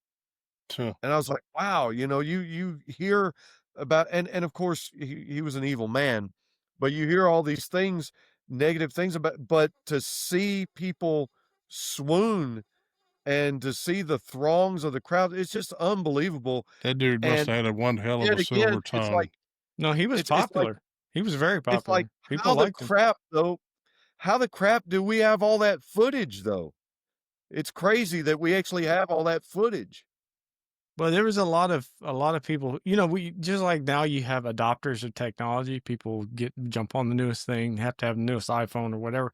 Well, back then, your newest technology was that. So you've probably had a lot of people getting it and But using it. back then it wasn't owned just by every normal day people, like almost Well, no. anybody can have a phone now, but you had to Yeah. have some major money to have a camera back then, right? Yeah, well, just Well, like when things come out now, it's expensive, and as it progresses and gets more and more popular, and the production gets more and more, it you becomes gotta think about ubiquitous. So, Hitler had so many scientists that could have created him any kind of camera Well, you're on probably top right about of, that. I mean, they created like, I'm gonna tell you, like the scientists in Europe, they're not lazy. So, No, there's some smart dudes and they'll so, work overtime if they have to. but that's why Americans brought over after, the fall of the Nazis, they brought over a lot of these scientists, you UK know, did too. yeah. So there's no telling what kind of technology they had at that time. And I can tell you one I did read about was the submarine, the first submarine for the The Nazis. U-boat. The U-boat. Yeah, that It was could electric. reflect sonar. You know what they did to do that? They covered it with rubber. So Really? rubber would not bounce back the sonar; it would absorb the sonar. And so they couldn't So detect the they location. could not Wow. detect the submarine, which that was interesting to read about. Heck yeah, those dudes So were super smart. It had to reduce its speed though, because rubber in the water usually causes drag. So they're probably a little slower, kind of. Wow. At least I would think. And a lot of the U-boats when they first made them, they were actually electric. They ran off of batteries, which is interesting. You would think they would be like some type of combustion, but they knew that the carbon monoxide buildup would be bad. That's why they went to Okay, nuclear so with the. I'm going to cut in here since we're talking about boats. Let's make this a little fun again. Have you guys ridden on any of the? And I may be wrong. I don't know the proper term, so please forgive me. But you guys are in Louisiana. Have you ridden on any of those swamp boats that you on see? That airboats, I've never been on yeah. one. Have you guys rode on those, and how fun are they? I've when I was younger, I rode on one. I haven't Are rode they in fun? any. I mean, back when I was younger, yeah, it seemed like they were fun. I mean, it's been a long time since I've rode on one. So I've never been on one. they do You've swamp never been tours on one of now. those airboats? They do No. swamp tours. Okay. Yeah, I knew they did swamp tours. A buddy of mine and his wife had went down. They take a couple trips, and that's why I was thinking of taking a trip. And they were telling me about this tour, and the guy is feeding the alligators marshmallows. But they were talking about going out on one of those boats and everything, and how the guy's just driving the heck out of it. And I got to thinking, we're talking about U-boats and boats, and I said, hey, guys are in Louisiana. Have you been on one of those boats? It's Hey, been we I know they're long. can't get pretty out of this loud. podcast. We cannot get out of this podcast without talking about music. I won't let us. So, talk to me about some of the blues and the Zydeco music that you guys hear and that Zydeco. you've got prominent down there all around you. Talk to me a little bit about it. So the Cajun music is pronounced Zydeco. Zydeco. Okay. Yeah, My Zydeco. apologies. No, you're good. It's just so. I It's mean, you Cajun have French. yeah. It's It's just said different. Pronounced different than regular French too. yeah. We might Some have of to it. play it. You've heard it before, huh? Oh yeah. Yeah, I've heard some. I was trying to think of this. There was actually a guy that I knew that when I listened to it, there's a guy that was pretty famous for it. And I was trying Wayne to think of his Toops. name. Yeah, Wayne Toops. He's Yeah, probably the most man. prominent one right now. Huh? Yeah, most people Okay. know Wayne Toops. Let's see. Let's, You gonna pull us up a sample? That there Ryan guy said Keith Franks. Don't get us copyrighted, man.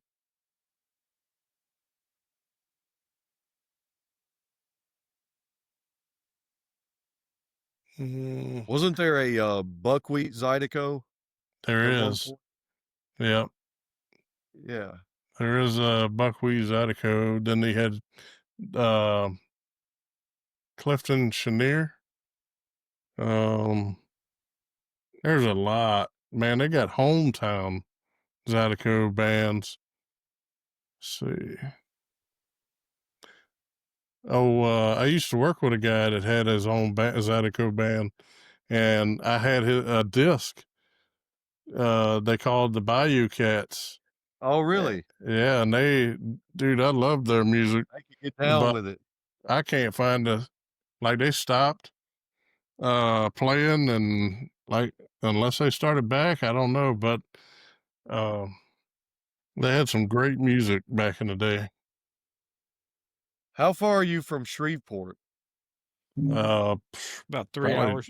yeah. Oh, okay, quite a way. Okay. Well, I knew Yeah. Kenny Wayne Shepherd was from Shreveport, and of course, Leadbelly's from down there too.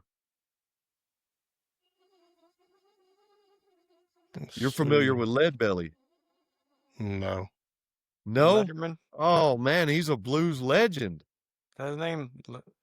Was his name Yeah. Letterman? Something? Leadbelly. Yeah. Yeah, I'm blues not is too big on blues. all over Louisiana, New Orleans down there. So Yeah, they do the jazz and blues. Jazz festivals. Keith Frank. You ever heard of Keith Frank? Hang on. It broke up a bit. I don't think I've heard of him. But I was just curious. I didn't know, like, because I know it's a thriving scene and there's still a lot of street musicians, correct? What do you mean by the street Well, like, musicians? well, not necessarily what you would call street musicians, but say you're walking down Bourbon Oh, Street or somebody whatever. playing on the corner or something? Right, you're gonna have someone playing or playing out of a venue, like a restaurant or a stop Oh, there. yeah, at the restaurants, yeah. Yeah. Right. That's mostly New Orleans because here you get run over. Yeah. Or you're in a bar. Okay. Yeah. You're Gotcha. playing on the street, you're going to get hit by a diesel or something, probably. But we got plenty of lawyers to take care of you if you do. There you go. There's plenty There of you go. those. I'll tell you what, Now, I'll tell you, don't- these lawyers are everywhere. I don't want to play it on the show, but I'll play you a little something before you leave. Yeah. Don't do anything on the show that would compromise the show or do a copyright issue. Yeah, Since they're it'd be kind of different being if they were on anal the about show. that. Right. But I was just curious. I thought, we got to talk a little bit about music, and I know you guys have a rich and deep musical history there, and so I thought I'd ask about the Zydeco and some of the blues, the jazz. I'll tell you what, if you love blues, I do. there's a guy I interviewed and earlier in the podcast is York, and he's from the Carolinas, but Okay. that guy there, he does music therapy for disabled veterans, and Oh, he wow. plays and writes blues. So he does very well. So I need to get Heck back yeah. in. It's coming around time where I reach back in touch with these guys, see how things have been going, and he's one of the ones on the list. So he was after the band 42. So Well, yeah, blues music can bring you up. There's been a lot of time, which I love a lot of rock and roll, heavy metal. Obviously, you see it behind me, but you can't have any of that without the blues. And I just have found there's been times in my life where I've been very private and nobody even knows what I'm going through or what I'm doing. And I'll sit down and man, I'll turn on some blues. And after a while listening to blues, you start feeling good. I don't know how to explain it, but the blues will bring you up. And I heard one old blues musician explained it the best that I've ever heard it explained. All the blues is a good man feeling bad. And I said, that's a great, pure, simple explanation right there. And then one of my favorites, I love the song that Cootie Stark sang. He said, I've never seen a new home behind a hearse. I said, man, that's great. That's a great line right there. And he was on up in years when I heard him singing that. It was a great, great old blues singer. And I've never forgot that line. And I thought, man, that's great because we trust all this stuff that we got here on the earth. We love all this stuff that we got, but we're not taking it with us when we get out of here, brother. Nope. We have all new stuff. Oh yeah, Otis Redding's wonderful. Fantastic. Fantastic. Can't beat it. A voice that's unmistakable all day long. yeah, they got a lot of good music around here, man, and I don't think they're advertised enough. So like there's some that Probably not, to I'm be still honest with you. learning about. That's like I'd never heard of that. You know, what a while back I went to that. Oh man, they had that event. I'm trying to remember the name. It's L.A. Rocks, that band. Oh yeah. So I still need to reach out to them. But like I coming across them, I've always heard the Chiwis. You ever heard of them? The who? Chiwis. No, I've not heard of them. It's I think they're out of New Orleans.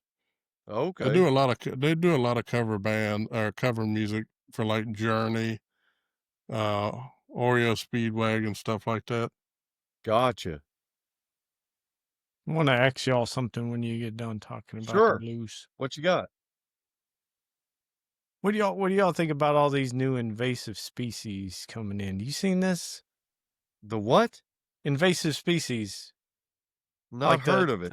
What is that? the like in Florida where they have the Snake. snakes and the fish that are being taken over the different habitats and stuff because they're trying to say people are dumping them off or whatever, but they got anacondas now in Florida. They got all kinds of just invasive species of creatures taking over. Well, this is the first I've heard of it. What? But I'll be You know honest about with you that? guys. I don't keep up with a lot of news. I really don't. My life's been so busy with work, and then ever since doing the podcast and things like that, I'll be honest with you. I really don't catch a lot of news. Once in a while, something will pop up in my feed, and everybody's like, "Man, where have you been?" You know, you're lost. You don't know what's going on in the world. But honestly, I guess I don't. Maybe I'm living in somewhat of a bubble, but I'm having a blast. Well, But I saw. this is the first I've heard of that. Oh, So it's a huge problem in changing Florida. so it's changing the habitat, the wildlife habitat there in Florida. You know, we Oh have it yeah, here yeah, too, right? yeah. In Louisiana. In Texas, they've got somebody somehow put crawfish from Australia in different areas over there, and these crawfish Really? are huge. They're taking over the habitat of the natural Dude, I crawfish. wish they'd take over the habitat Happening over here. everywhere. I love crawfish. But What do at you think some the point, purpose of all that is? Like, I don't know. What would someone's purpose be? So the exactly, that's what snakeheads, doesn't make sense. like the snakeheads in Florida, were brought over by Orientals. So Yeah. they Okay. eat those fish, right? So they probably brought them over to try to breed them and catch them to eat them. I may be wrong, but I'm telling you, most times these certain fish, they're brought over like was it tilapia?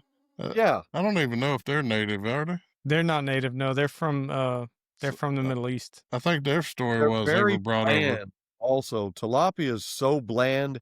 You've got to season the heck out of tilapia.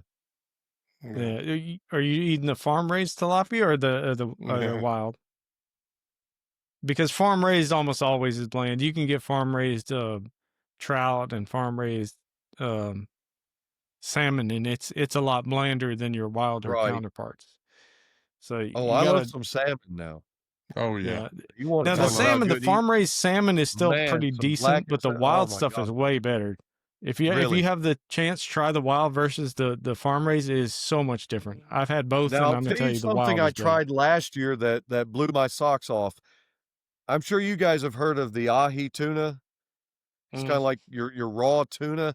Well, I'd never tried that before, and we had stopped. We had went to a concert last year, and we had stopped at this venue, and they had this ahi tuna bowl, and I was reading all the ingredients in it, and I thought, man, that sounds pretty good. I'd like to try that. And I didn't know that it was raw, but believe it or not, but it was diced up. It was small, and dude, you talk about some of the best stuff I ever put in my mouth.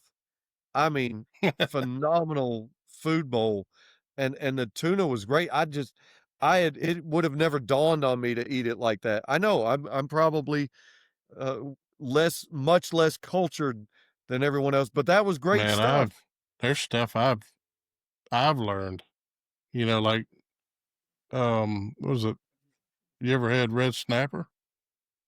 I've had red snapper. That is some of the best fish I ever ate. It's good. Only if the carpet yeah. matches the drapes, though. Hey, Yeah. yeah, You finally got it. Huh? yeah. I've had reds, I've had brunettes, I've had blondes.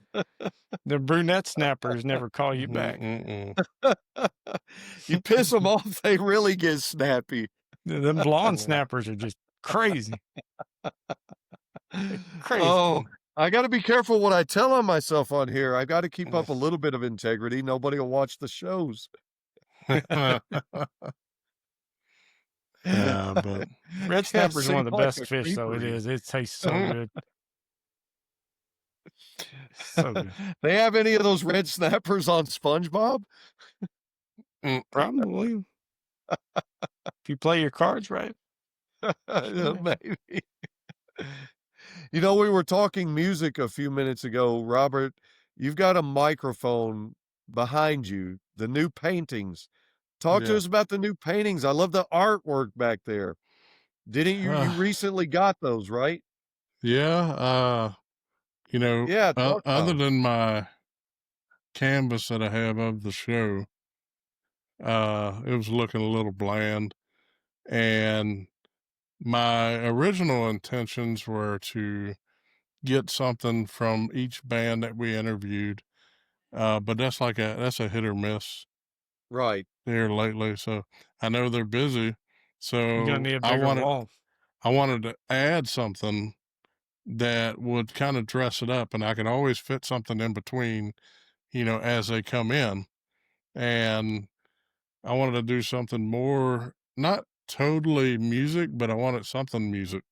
So I wanted the mic, which represented, to me, like doing the podcast.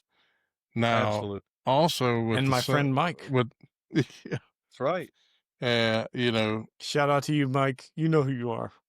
each canvas, represents, you know, you have the headphones, then you have, like the music symbols, which we interview artists.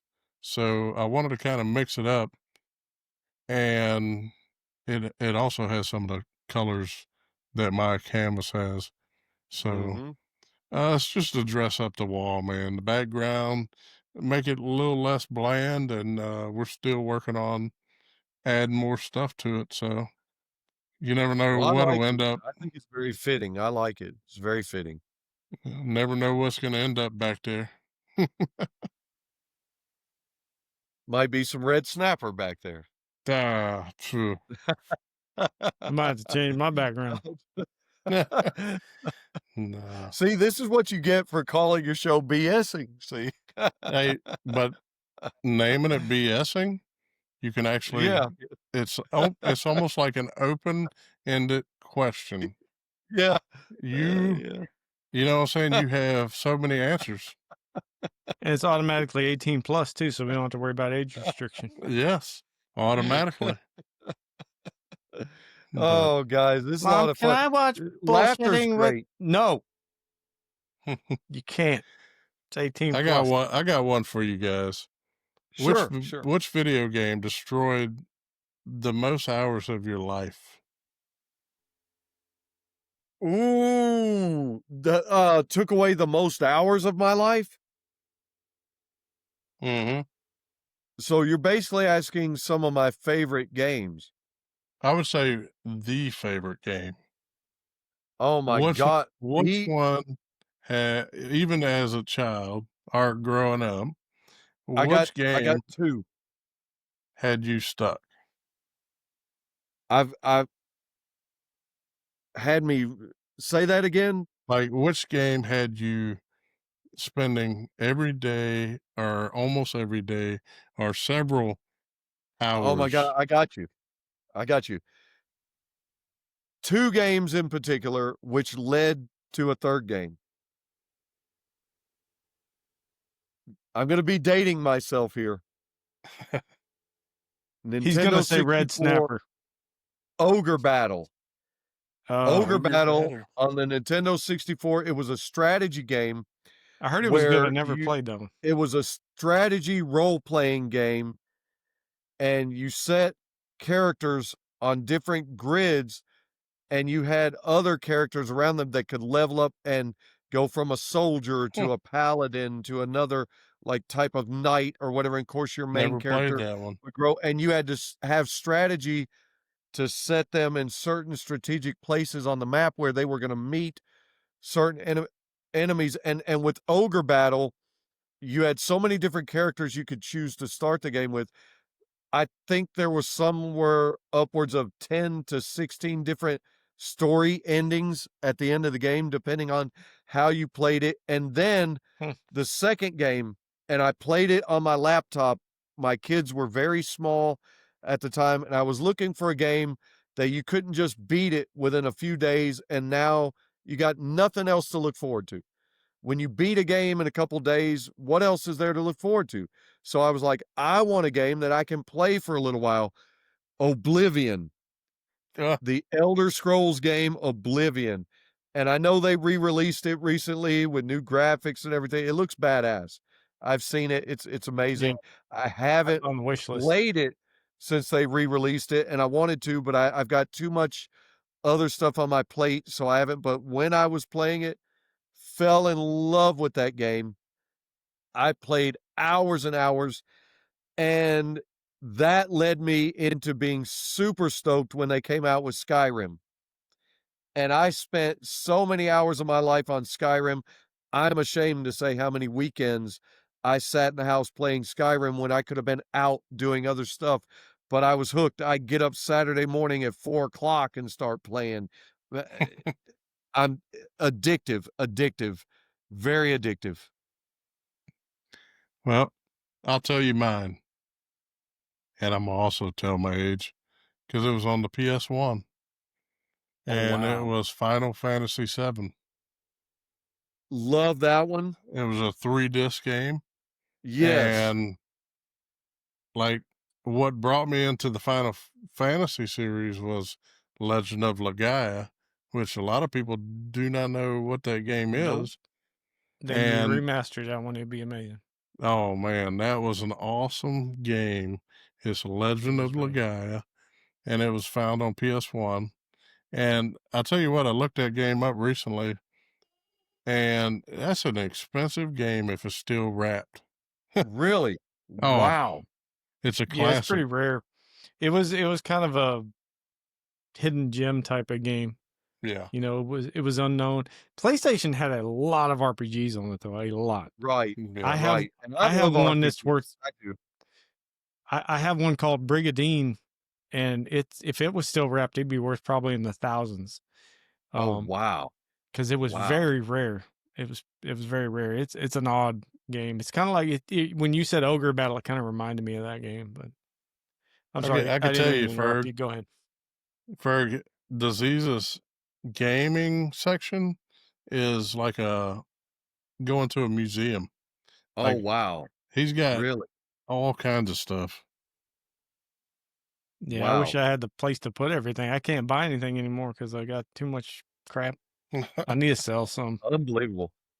You know, there for a while, there was a boom on retro games, and there may Yeah. still be. I'm not certain, but for a while there really was. There were stores set up that were selling some of the classic systems and still selling some of the classic games that everybody loved. I'm gonna Yeah, let it's y'all still continue right still quick. I'm there. gonna step out for a second. It's still Sure. there. They have they used to have Funko Land back in the day, and then Okay. I think GameStop bought them out. But they have one Okay. called Game Exchange, Game and Exchange. I remember that. they're okay. That what really killed the retro market as far as the buyer is the internet, because everybody can get on the internet, see how much something's worth, and then Right. you can't get anything cheap unless you go to a yard sale now. Um, Right. and And then you would download what's it called? Emulators. yeah, My and then brother had a, desktop computer that he built himself and had these emulators, and he had all the Sega games, all the Super Nintendo games. He had everything, and in fact, on that desktop, another game I didn't mention, that I really loved was, Knights of the Old Republic. oh yeah, Wonderful games and I loved have both that. of them. I've loved a lot of games through the years, but I've not played. Like I said, it's just I don't play anymore. My kids play games, but I don't play anymore. I'm too busy. I don't have time. I don't have time to play. But one of my very favorites, Red Dead Redemption 2, great game. Some of your Assassin's Creed games are very, very good. But one of my very favorite games on an older system, I'm not gonna say it took so many hours of my life, but I loved it. The original Rainbow Six, and I think it was on PS2, Yeah. but I loved that first Rainbow Six, man. That was just great. Yeah, I have a few games. His question was the one I put we put the most hours in. So I have a few that I put a lot of hours in, but they're not my favorite game. Right, So like right, because like your Skyrim game, you're gonna put some right. hours in Skyrim, right? God, It you're gonna doesn't put some matter hours in. even if you think it's a 6 or 7 out of 10, you still got to put some hours in to get to the end of Skyrim. Right, But there's some games that are like just so good and they don't take quite as long. So my right. absolute like favorite game to this day, and I still go back and play it like once a year or once every couple of years, is A Link to the Past, Zelda. Okay, I still to this day go back and play through that game again, even though okay. all the puzzles and everything. I love that game. That's one of the most Heck yeah. perfect games ever made to me. Is A Link to the Past, And so Heck yeah. when people are like, Ocarina of Time's better, I'm like, you only think it's better because it's 3D. There were problems in Ocarina of Time. For one, the big Goron sword was a slap in the face. You had to do all the stupid running around to get the stupid thing, and then it was two-handed. You couldn't use your shield, and it wasn't worth it. Whereas in the Link to the Past, you got 4 different swords, which to me I loved, like because it matched the pace of the game well. So you start out Right. with just the soldier sword, and then you go to the master sword, and then you get the tempered sword, and you get the golden sword. Right. And so it And see, matched I the used pace to of love that about games. I used to love where it was like with Final Fantasy 3, for example, it's like you level up, and you had to level up or find new loot and things. I always loved finding loot. I love finding chests. Mm. I love exploring. And I think that's where I fell in love with some of the more modern RPGs when they became open world, is just because I love to explore. I spend so much time exploring. Oh my god, and, God, I can't tell you how many hours I spent on Fallout 4. Oh, Just, I Fallout 3 God, is probably one of my top 3, like, that I put the most hours into. Like, I have right? 170 some hours in one character and almost 300 in another, because Fallout Right. 3 was my as far as the Fallout series, Fallout 3 is my Fallout favorite, 3. and everyone else seems to like New Vegas, and I'm like, New Vegas is good, I've had but so many 3 is people better to brag on me. New Vegas. New Vegas is good. I'm not saying it's not a good game. It is a good game, but Fallout 3 to me will still be better because I like the story more. And Right. the mechanics in it that they put into New Vegas, they put like a reload table, they put where you had a campfire. They added more mechanics and everything to the game. And the story was good. It just wasn't as good as 3 to me. And the Right. mechanics were kind of they didn't need to be there, some of them. And so Right. that's kind of what knocks it down for me. Also, when I played Fallout 3, I guess most of the bugs were out of the game first. Okay. So I didn't have as much problem. When I played New Vegas, I couldn't even complete the game for 3 months because I got stuck on this one part that was a game-breaking bug that they had to fix. So I guess that kind of soured my experience with it too. Right. And I also remember when the game came out, people didn't actually like it. But now it's Well, beloved. Oh, and everyone some of loves those it. games that were coming out during that time period, what's difficult is they would have bugs, and it would take a while to get the patch, you Yeah. know? Fallout 3, Did when it anybody came out, it did had anybody bugs, but also did either of you guys ever play Tony Hawk Pro Skater? Yes. Yes, I Oh, have. man, And loved the that music, game. man. The music. Oh, The music. man, yeah. Just like the Green snowboarding Day, game, dude. The yeah. snowboarding one. the Oh, I the love only the Heck, skating game I really played was that one on the Nintendo called Skate or Die. Skate or Die. And Skate or Die 2. Yeah. After that, I did play a little bit of Tony Hawk's, but I wasn't really that into the skating Oh, thing. man, I I don't know. love I Tony kind of got out Hawk's. of it. It was so great. I had Jet Set And Radio Future. I played it a bit. all right. Well, I'm doing something a little new, and it was at the request of another military buddy of mine. All right. And so props out there for Clipple. First question, and this can go for all of us, which is what's a moment in your life that really shaped who you are today?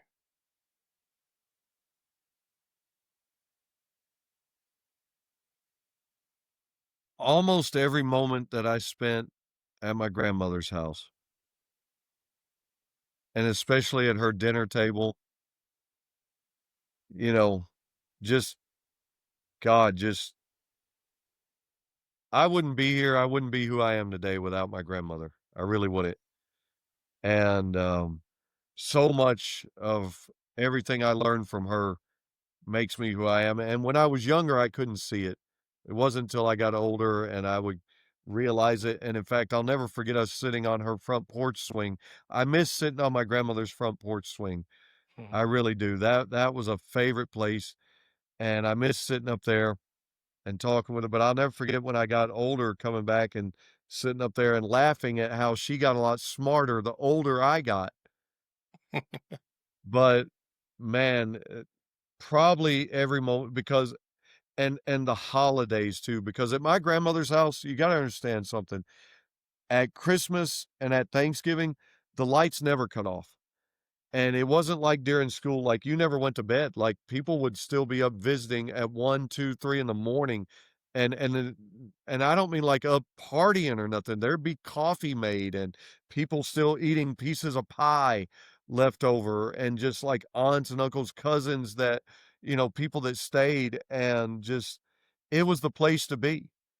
It was absolutely the place to be, and man, just I have so many fond memories of being there, and I really can't put it into words. I can't define a single moment. It's the totality of moments that I spent in my grandmother's house, and that makes me. Correct. It's a good answer. Disease. Mine, mine's pretty much bad. Like it's all bad stuff. Oh, no. Yeah, what basically framed my life and the way it has been and the way it has continued to go has been what happened when I was a kid. And it caused me to have such insane amounts of pain for years that, you Mhm. know, it made me who I am now, and it guided my life in a direction I never wanted it to go because I couldn't do the things I wanted to do. So I'm not saying that as to bring everyone down. I mean, but like that is the defining moment in my life is when someone else decided to make a decision that just basically ruined my life. Um, and I mean, when you said it, that's the first thing that comes to mind. I So got a it's feeling I know what you're that talking thing. about. Yeah. So I can't, I don't want to say too much more, but Yeah. it caused me to have headaches that would basically kill an elephant. So there's that. As far as good things, Well, you're being honest, you I, you gotta tell I mean, that's your story. That's you. That's who you are. Yep. that's why I joke around a lot, because I I don't I don't like to be serious because you know I like to laugh. I like to enjoy life Sure. because I've had too much of the bad in it. And if I find that is the way with a lot of people, they're the opposite. So if they've had a lot of bad in their life, they enjoy the good even more so. So that's why I try to be that way. So that's why I didn't want to really say it at first. 'Cause I know uh, Rob knows what it was, but just that was the defining moment in my life. If that hadn't happened, if that kid hadn't done what he did, then I don't know where I'd be. Seriously, I'd be probably the next Stephen Hawking or something. Who knows? Excuse me, But fellas. it just, it really cements to me that you never know what you do that can affect not just yourself, but someone else's life. Right. And, you may not think it's something, but it could be something major. Well, what he did wasn't just something small. What he did was physically, bad. But Right. I'm sure he wasn't thinking about the future. He wasn't thinking, will this do this to this person? So it kind of shaped me into seeing the And paths, most of the that time, they're not thinking when they do the those actions things. that you can do. Well, no, he was a dumb kid, just like me. It was like when I was Sure. real young, 12, 11, 12, 13 years old. So, when you're a kid, you don't think about your actions and the No, you don't think consequences of of those actions. consequences.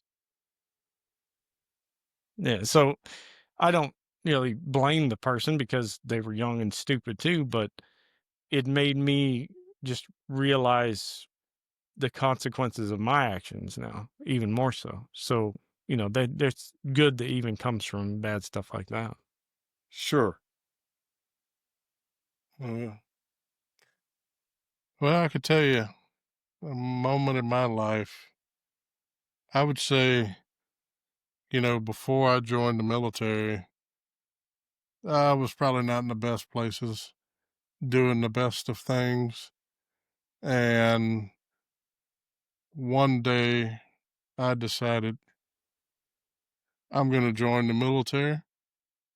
Uh, Otherwise, I was going to probably be in trouble or worse. So I told my dad, I said, I got a job interview in Alexandria tomorrow. So I went up to the recruiting station and ended up joining the Army. They said, when do you want to leave? I said, when's the soonest you have? And they were like, well, you can leave in 2 weeks. And I said, all right.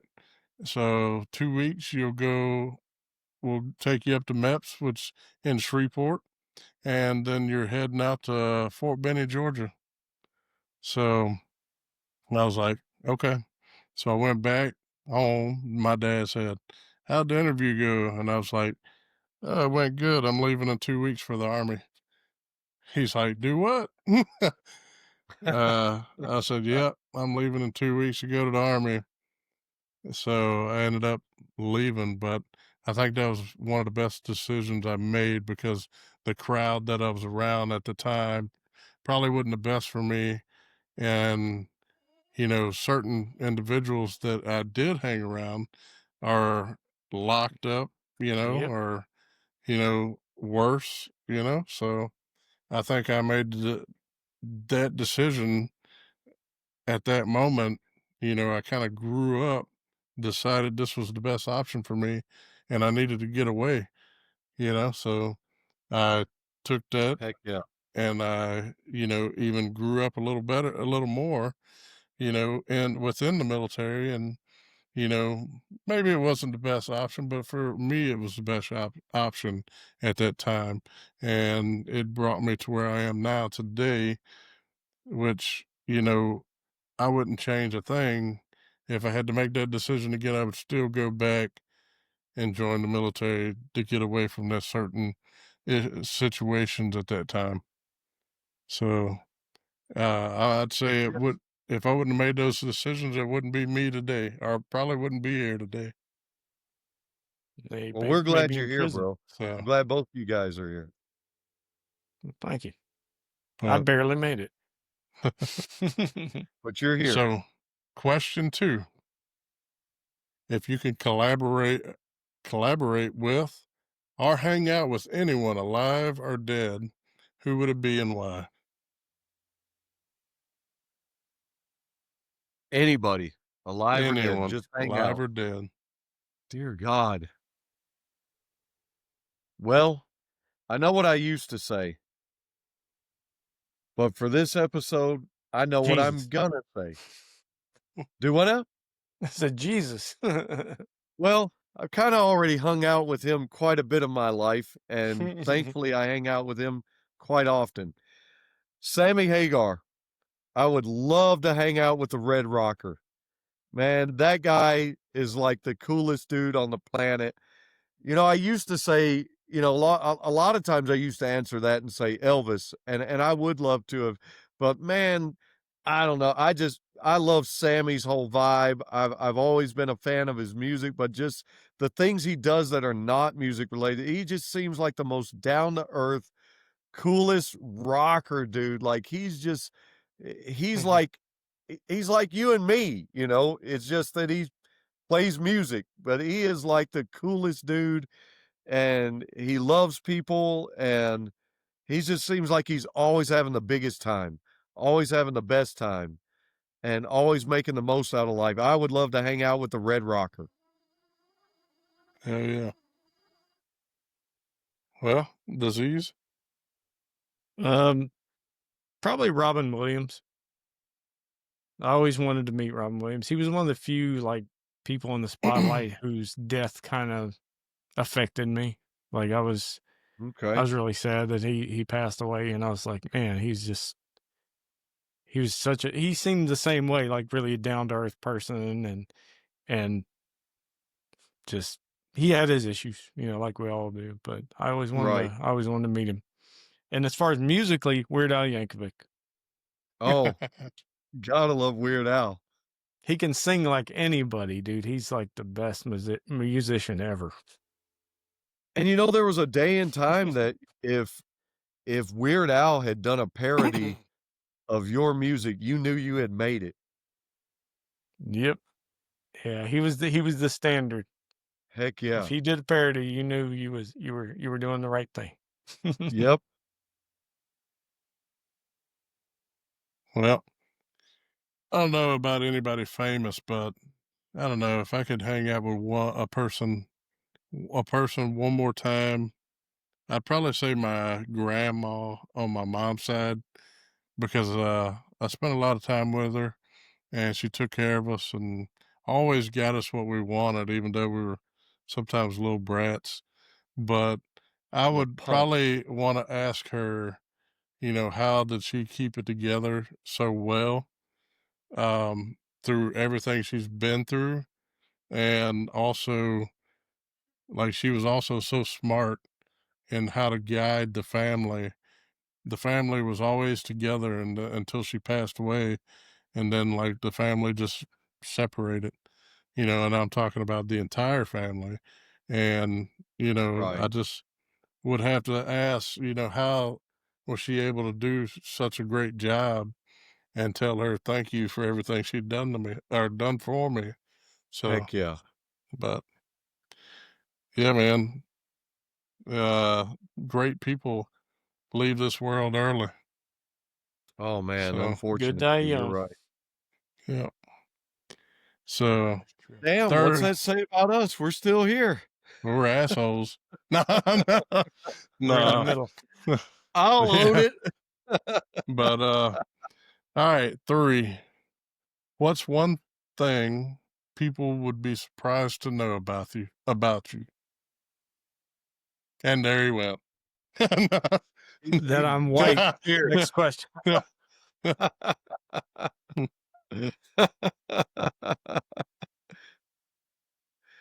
Well, I think they'd be surprised to know I really am Batman. You I'm Batman. That I'm on the FBI's most.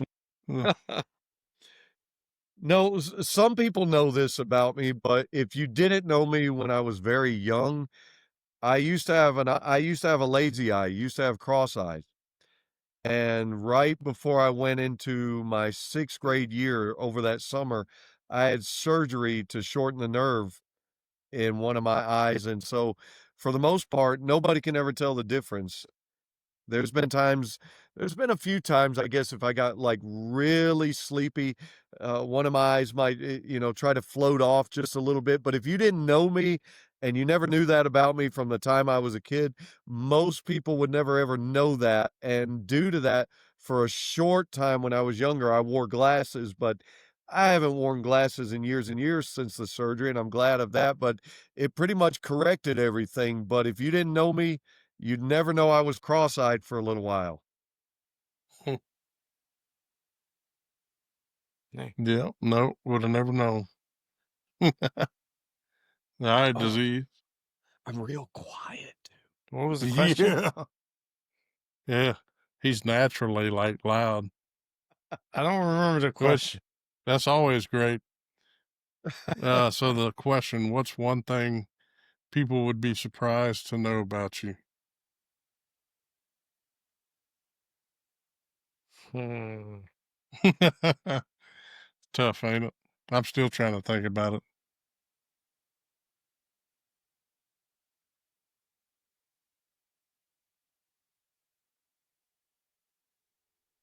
Cue Man, the Jeopardy music. I don't You want me to know, go while man. you're thinking? Yeah, you go ahead. All right, so Oh, no. most people when they see me, my demeanor, it always looks mean or unapproachable, because I have a natural frown. I don't naturally smile. So RBS. anyway, so I got that natural state trooper face.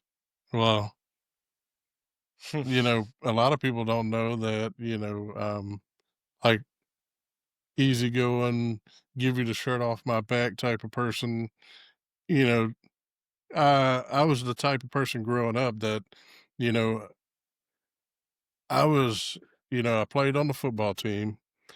Um, but I was totally against bullying. I was always that guy that, he'd quiet, hang back, but as soon as I see someone bullying someone, I'm stepping Right. in, and me and the bully is about to have a round one, ding ding, you know.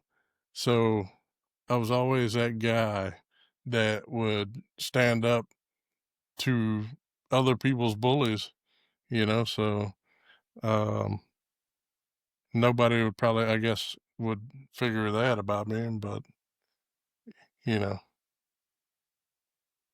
I'm actually a nice guy, Big other old teddy than bear. the face. No. So, well, you figured out? Not really. I'm pretty much an open book except for my face. That's what I was gonna say. No one has seen your face. They'd be surprised if I took out the mask. There you go. Next question. He's probably got one of the reason for the mask, he's got one of those immaculate That's true. Burt Reynolds type mustaches, Mhm. and he's afraid all the ladies are just gonna go nuts. You know, it's the mustache, and Yeah. that's what it is. I must ask you a question. I do have more fishing poles than Walmart, though. That is true. I don't know. I'm pretty much an open book, I guess, when it comes to certain things, unless it's personal information. I am very, very protective of that stuff. Like, I guess that's from, you know, This is being in this is prison. this is what DuhZeez really looks like behind the mask. I only have one. I don't No, have two no, teeth. no. Oh, you said you only have one. I only have one tooth. Oh, Oh, well, there's a picture for There. everything, huh? That's it. But mine's on the bottom and it goes into my Oh, nose. yeah. Oh, God. Hey, do either of you guys remember the old, like, the Bugs Bunny cartoons and all that? Oh, yeah. Oh, You yeah. you remember the one cartoon where there was this real pretty girl and she had this veil over her face, and through the whole cartoon, you didn't see her, and I can't remember if it was a wolf or which character it was just in love with her, she's supposedly hot, and then when she finally pulls the veil off, that's kinda how it was, she had, like, one missing tooth or something, she was just buck tooth or some missing tooth, she was ugly. Yeah, when he whistled at her, she was like, "Oh," and then she wouldn't leave him alone. Oh, God. Okay, I Good got it. stuff, man, good stuff. People would be So you've got surprised to to know. laugh, and, like, you really have to. You have to laugh, and you have to laugh at life. You really do. Oh, I do. That's All the why I'm time. always ferging around. You can't take life too serious. You gotta ferg around a little bit. I think People would be DuhZeez finally. surprised to know that I am completely immune to poison ivy. Yep. Immune to poison ivy. Yep. I don't know if I'm immune, but I've never had it, and we tromped all through Completely the immune. woods growing up. We would go everywhere. Me and my brothers, and we wore shorts. We went everywhere. We climbed trees. There was this great big wooded area out behind where we lived, and we kinda had these clubhouses, we would say, as we tromped all through there and went through everything. I've never had poison oak or poison ivy my whole life, and you would think by now I would have rubbed up against it. Yeah, you might be immune too. There are some people. So I know that so Coyote by you Peterson is saying immune. that I believe that's a real thing. Maybe you are immune, to be honest. Yeah, Coyote Peterson, the guy, you know who that is? I don't know Coyote Peterson. He has a channel on YouTube called Brave Wilderness. Well, he used to be on it. He's retired a bit now, but he's immune to poison ivy as well. Really? Yeah. And I thought I was the only one. A lot of people are like, "There's no way you're immune." I'm like, I've taken it and rubbed it on my Right, arm, it like does on the soft nothing. part of my arm. Does nothing.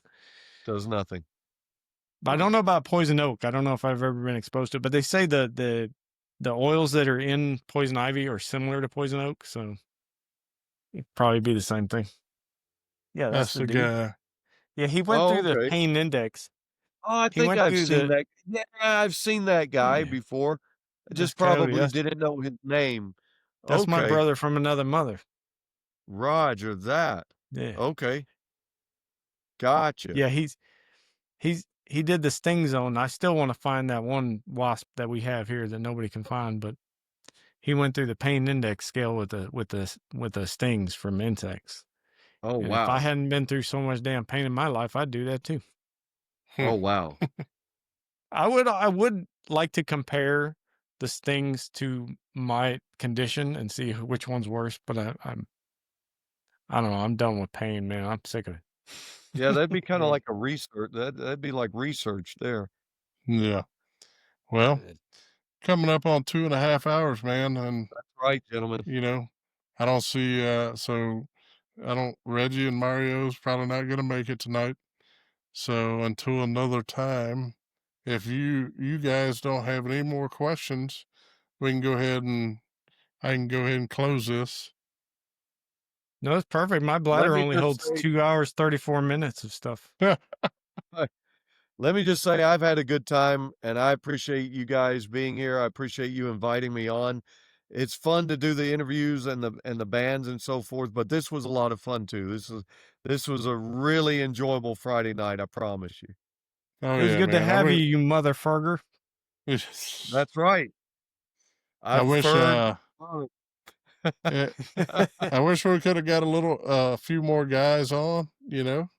Yeah, then it changes up, Changes it's the dynamic a little bit. oh yeah.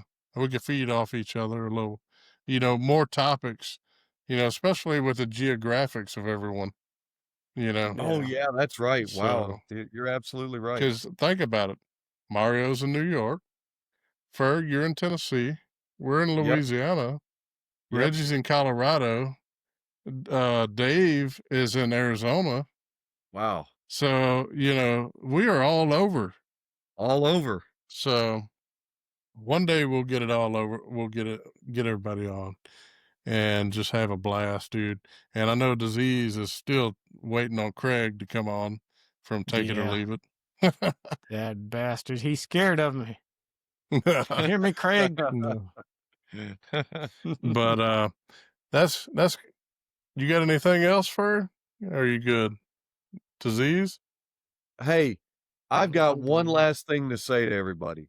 Is it about Red Snapper? No. Oh, okay. Listen, when they ask you, "Hey, what you been doing this weekend?" You just tell them, "I've been ferging around on the BSing with Y Eagle Y podcast." Awesome. That's going to wrap it up for this round of BSing with the guys. Big thanks to everyone hanging out with us tonight. The laughs, the stories, the chaos. That's what it's all about.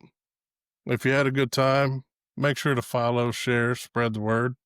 And if you see us next time for, with the guys, open season is what it's called.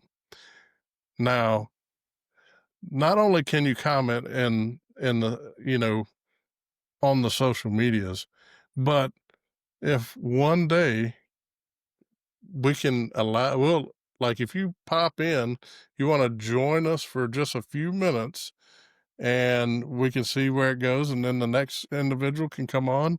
We can start something a little new, but the next BSing session is going to be next month.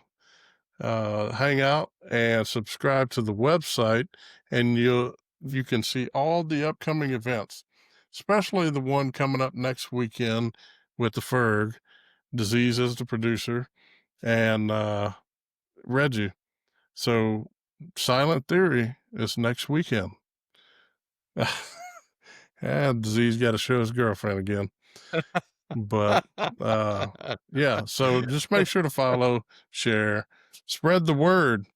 We'll be back with more unfiltered BS, open season style. And until next time, keep it real, keep it loud, and keep on BSing.